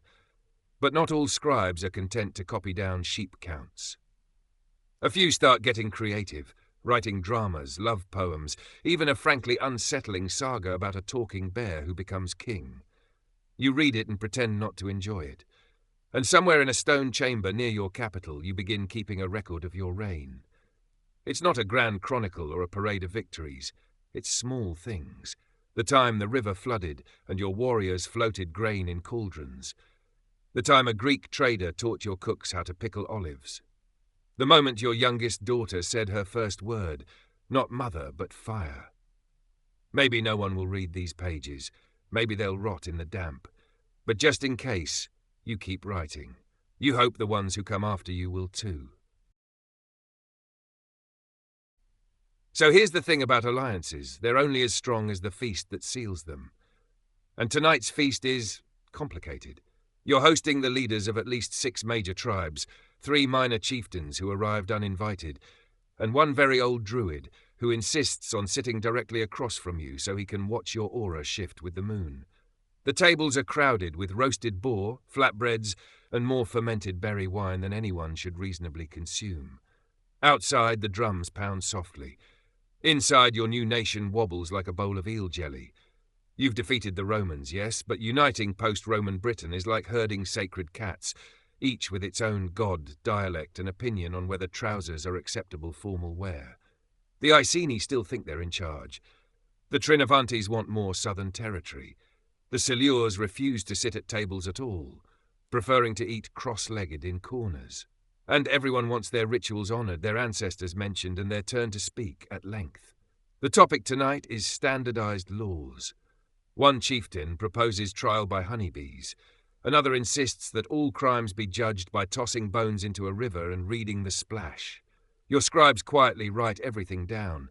You quietly consider screaming into a goblet. Still, this is progress.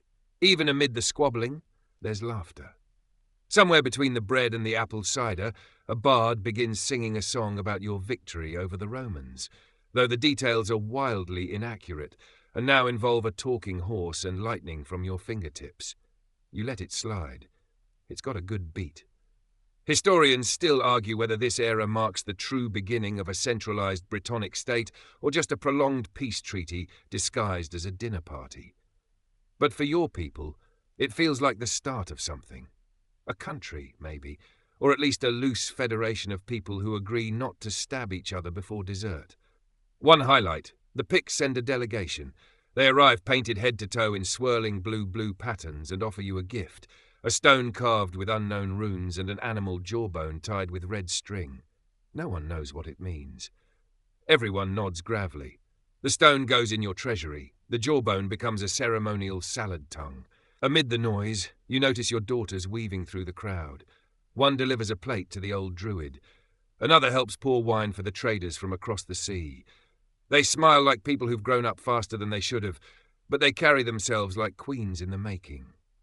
The talks stretch into the night. A storm rolls in, wind battering the longhouse walls, thunder grumbling overhead like a warning from the old gods.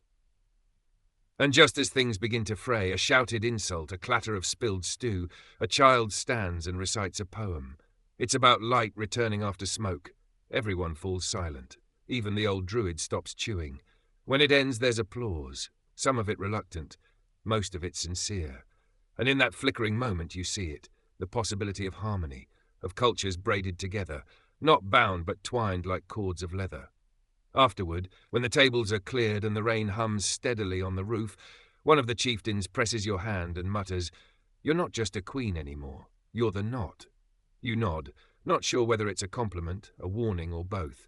Still, the feast held. The bards are composing songs, and nobody died from the oyster mushrooms. So, we'll call that a win. You wake to smoke, but the good kind. The smouldering remains of last night's hearth fires and the tang of salted meat hung too close to the coals. Outside, the dawn is pearly and damp, the kind of weather that makes everything feel possible and slightly sticky. Your first order of business today? Coins. Yeah, nobody warned you about this one, huh? You've united the tribes, mostly, scared off the Romans for now, and hosted international guests with grace and only minor misunderstandings involving fermented turnip stew. But currency? That's a new kind of headache. Right now, trade runs on barter, reputation, and the occasional shiny bauble. A sheep here, a bronze bracelet there. But as your domain stretches from the forests of the west to the shingled beaches of the east, people are starting to ask, how much is a pig really worth? And does a Roman bathtub count as 2 cows or 3? So, you sit with your advisors, a stack of bark paper proposals, and an ambitious blacksmith from the Dabuni tribe who thinks he can strike a national coinage using old Roman dyes and local silver. He's already hammered out a prototype. It's charming. Lopsided, slightly melted, and features what might be your profile if your nose had been broken by a badger. Still, it's a start. You name it the Sultan, a blend of sun and talon meant to symbolize both light and strength. It's also conveniently difficult to forge, since your mint will be guarded by warriors, a flock of sacred geese, and an elderly aunt who distrusts bankers on principle. One of the first coins goes to a market in Camulodunum. Traders are skeptical. A woman examines it, bites it, shrugs. Close enough to Roman, she says, and pockets it. That's progress. Historians still argue whether the Sultan ever truly caught on, or if it was mostly ceremonial, used for weddings, oaths, and paying off particularly stubborn goats. But archaeological digs in Norfolk have unearthed dozens of them, often in odd places, under hearthstones, inside clay jars, even wedged into the jaw of a skeleton holding a wooden ladle. So make of that what you will. Beyond economics, the coin becomes a symbol. You engrave different tribal animals on the reverse, stags, ravens, boars. It's meant to show unity, even if people argue fiercely over which animal should go on top. The boar lobby is loud. The heron delegation refuses to be depicted next to anything with tusks. Meanwhile, children start playing a game where they flick sultans across smooth stones to predict the weather. Your daughters giggle when theirs lands face up before a sunny day. A druid calls it prophecy. A potter nearby mutters pure luck. A side effect of the new currency? Taxes. Yep, you can't believe it either. But here comes a delegation of elders suggesting that if people have coins, some should be collected for public works, like bridge repairs, granary construction, and festivals that definitely don't just fund feasting for the rich. You agree cautiously and assign a team to figure it out. They return 3 days later with a long, confusing chart, 4 clay abacuses, and a rooster named Sir Cluckford who pecks once for yes and twice for we need more data. Somehow it works. Trade routes blossom, markets buzz, Roman wine flows in again, this time bought with your coin, not looted amphorae. And one day, a Greek sailor holds up a sultan and asks, "Who is this goddess?" You laugh, then realize he's not joking. You shrug, just someone who got tired of empires. The coin goes into his pouch, right next to a tiny fish carved in coral. He sails off. You wonder where that sultan will end up. And maybe that's the real legacy. Not the victory, not the feasts, but this little crooked token of change, passed hand to hand through smoke and laughter, in a land that's finally learning how to measure its own worth. You're riding north now, up along the high ridges where mist fingers the heather and the wind speaks in tones older than language. The boar hide on your shoulders is damp with morning fog, and your horse's breath puffs like a spirit from legend. Behind you trails a small party, some warriors, your middle daughter, and a clever druid named Malwyn, who insists every rock is sacred and most moss is trying to tell you something. This isn't a war party, it's a pilgrimage of sorts. Because now that the coin's struck, the roads are watched, and Roman chatter has mostly stopped echoing across the channel, you finally have time to think about the future and the edges of the map. Specifically, the wild, windy borderlands where Hadrian's wall would have stood if it had ever been built. But it wasn't. In this timeline, the Romans never got that far. They pulled back before the wall was even a sketch in a senator's scroll. And that changes everything. You crest a hill and see it, not a barrier, but a view. Miles of open moorland, rolling hills and scattered hill forts that seem less like defences and more like quiet statements. We are here, and we always have been. No wall divides the island now. No artificial line cuts between civilized and barbarian. Just terrain and weather and choices. You meet with northern chieftains in stone roundhouses that smell of peat smoke and old leather. They're wary of you. Southern queens tend to come with demands, but they listen. You talk about trade routes, shared granaries, a system of signs for travellers so they know which tribes are friendly and which rivers have decent fords. One chieftain, tall and silent, finally nods. He hands you a gift, a carved wooden token shaped like a mountain and a deer's antler. Friend path, he says. It's not quite a treaty, but it's enough. Without Hadrian's wall, cultural exchanges continue freely. You host festivals where northerners bring spiced fish wrapped in seaweed, and your southern folk share honeyed oatcakes. Languages swirl, braid together. Children from different tribes chase each other through the ruins of old Roman camps, now overgrown with wildflowers and gossip. Historians still argue whether the lack of a wall meant true unity, or just a longer, messier transition into something new. But there's no denying it created a different sense of identity. Not a kingdom, exactly, but something like a shared breath across the land. Druids love this new openness. With fewer Roman restrictions, sacred sites once hidden for safety are now honoured again. You visit one, a stone ring in a sunken meadow where the air thrums with bees and prophecy. Malwen lights incense made of pine resin and crushed apple blossoms. You close your eyes, hear a voice, yours but older, say, "No wall, no leash." Meanwhile, Roman scholars abroad try to make sense of it. In Alexandria, a librarian writes of the misty island ruled by a woman who bends rivers and barters with ravens. In Sicily, someone paints a mural of Britain with deer antlers crowning its hills. A senator calls it nonsense, then buys the mural. And in a market near the old Roman frontier, a child draws in the dirt with a stick. A squiggly line, then a big X with a spiral. "Here is where my gran met the queen," he says. No one corrects him. They just smile. Somewhere under a birch tree, a raven drops a sultan into a squirrel's nest. The squirrel seems unimpressed. You set up a travelling court, a roving assembly that moves from region to region. It's not law in the Roman sense, but it solves disputes, tells stories, and makes sure no part of the island feels forgotten. At one gathering, an elder proposes the term island folk. Not tribal, not Roman, just everyone. Your daughter later sketches it on the back of a bark scroll, surrounded by tiny drawings of wildflowers. So no, there's no Hadrian's wall. Just 1,000 muddy trails, blooming paths and shared songs, and maybe that's the better monument. The fire is low tonight, just embers now, crackling gently as shadows stretch and melt into the dusk. You sit with your knees drawn close, the coarse wool of your cloak tickling your chin, as the breeze lifts the smell of damp earth and heather smoke. The circle around you is loose. Young warriors, old midwives, curious children, a few tamed goats who haven't taken the hint to leave. And someone's telling a story. It's about you, or rather a version of you. A queen with burning eyes who rode thunder and turned Roman iron to ash with a single scream.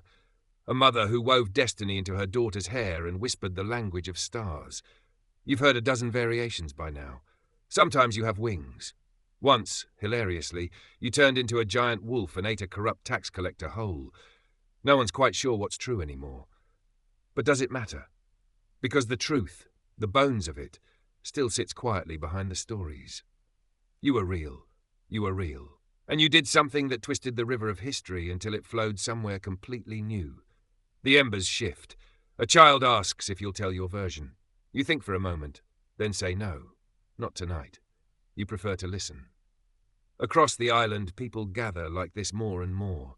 Around fires, at feast stones, in half-rebuilt amphitheatres reclaimed from Roman ruin and turned into echoing halls of laughter. And always, someone is telling a story. Legends blur with fact. One of your daughters becomes a goddess in the northern hills.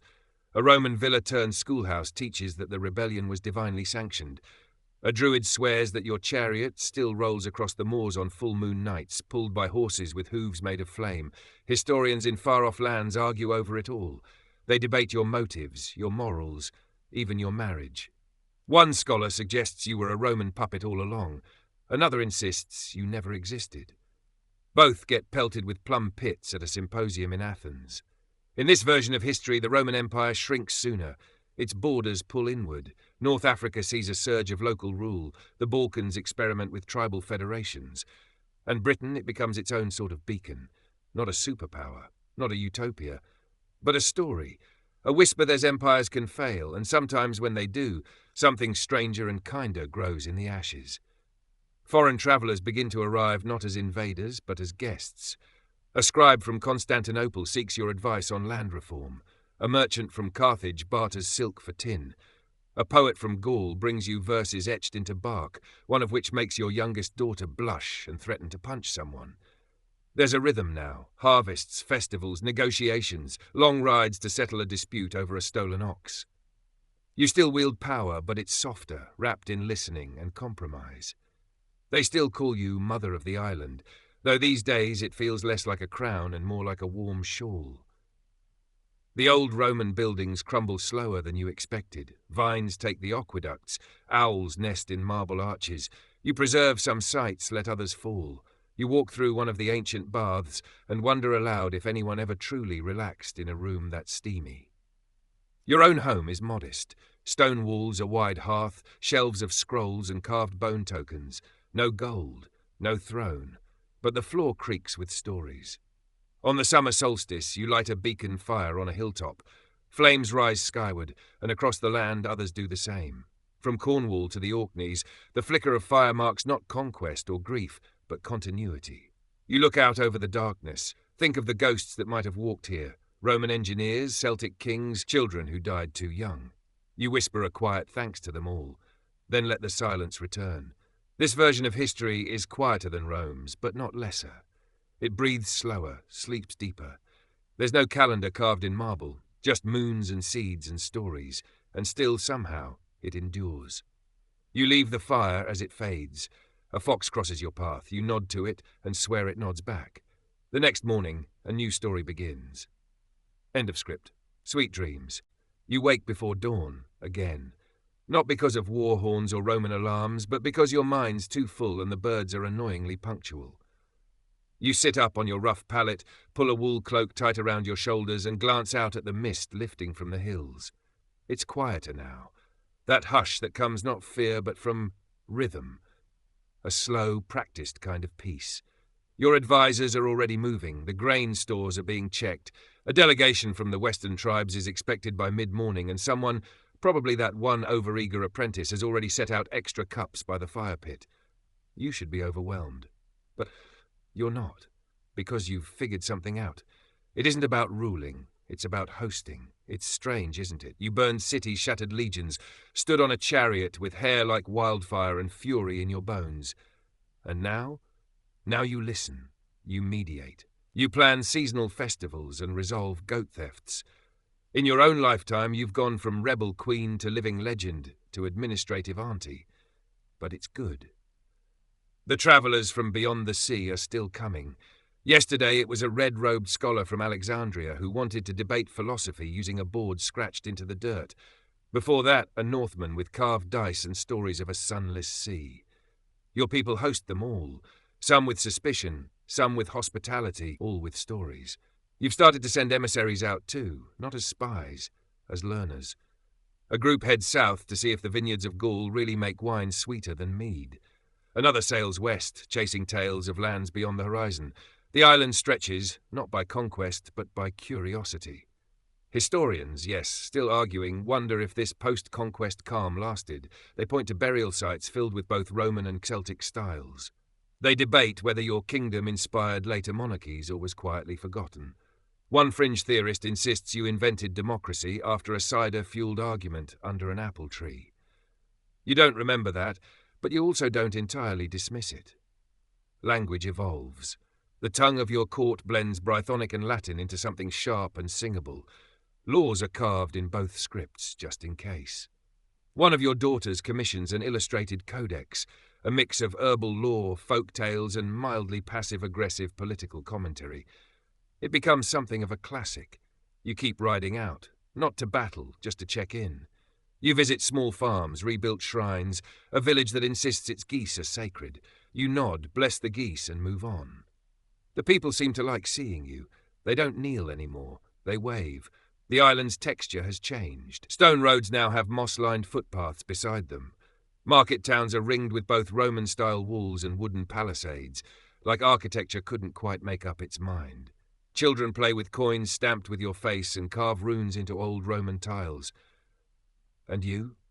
You age, gracefully, stubbornly. You add more grey to your braids, more fire to your eyes. You no longer rush. You no longer flinch when someone says Empress. You just smile and say, no, thank you, just Boudica. On your last midwinter festival, though you don't know it's your last, you dance, barefoot, in the snow. Someone brings out an old Roman flute. You sing along in a language that never made it into the history books. The crowd joins you. The firelight flickers gold across every face, and that's what lasts. Not the war, not the empire, not even the ruins. Just the memory of a woman who changed the shape of things, then let others shape it too.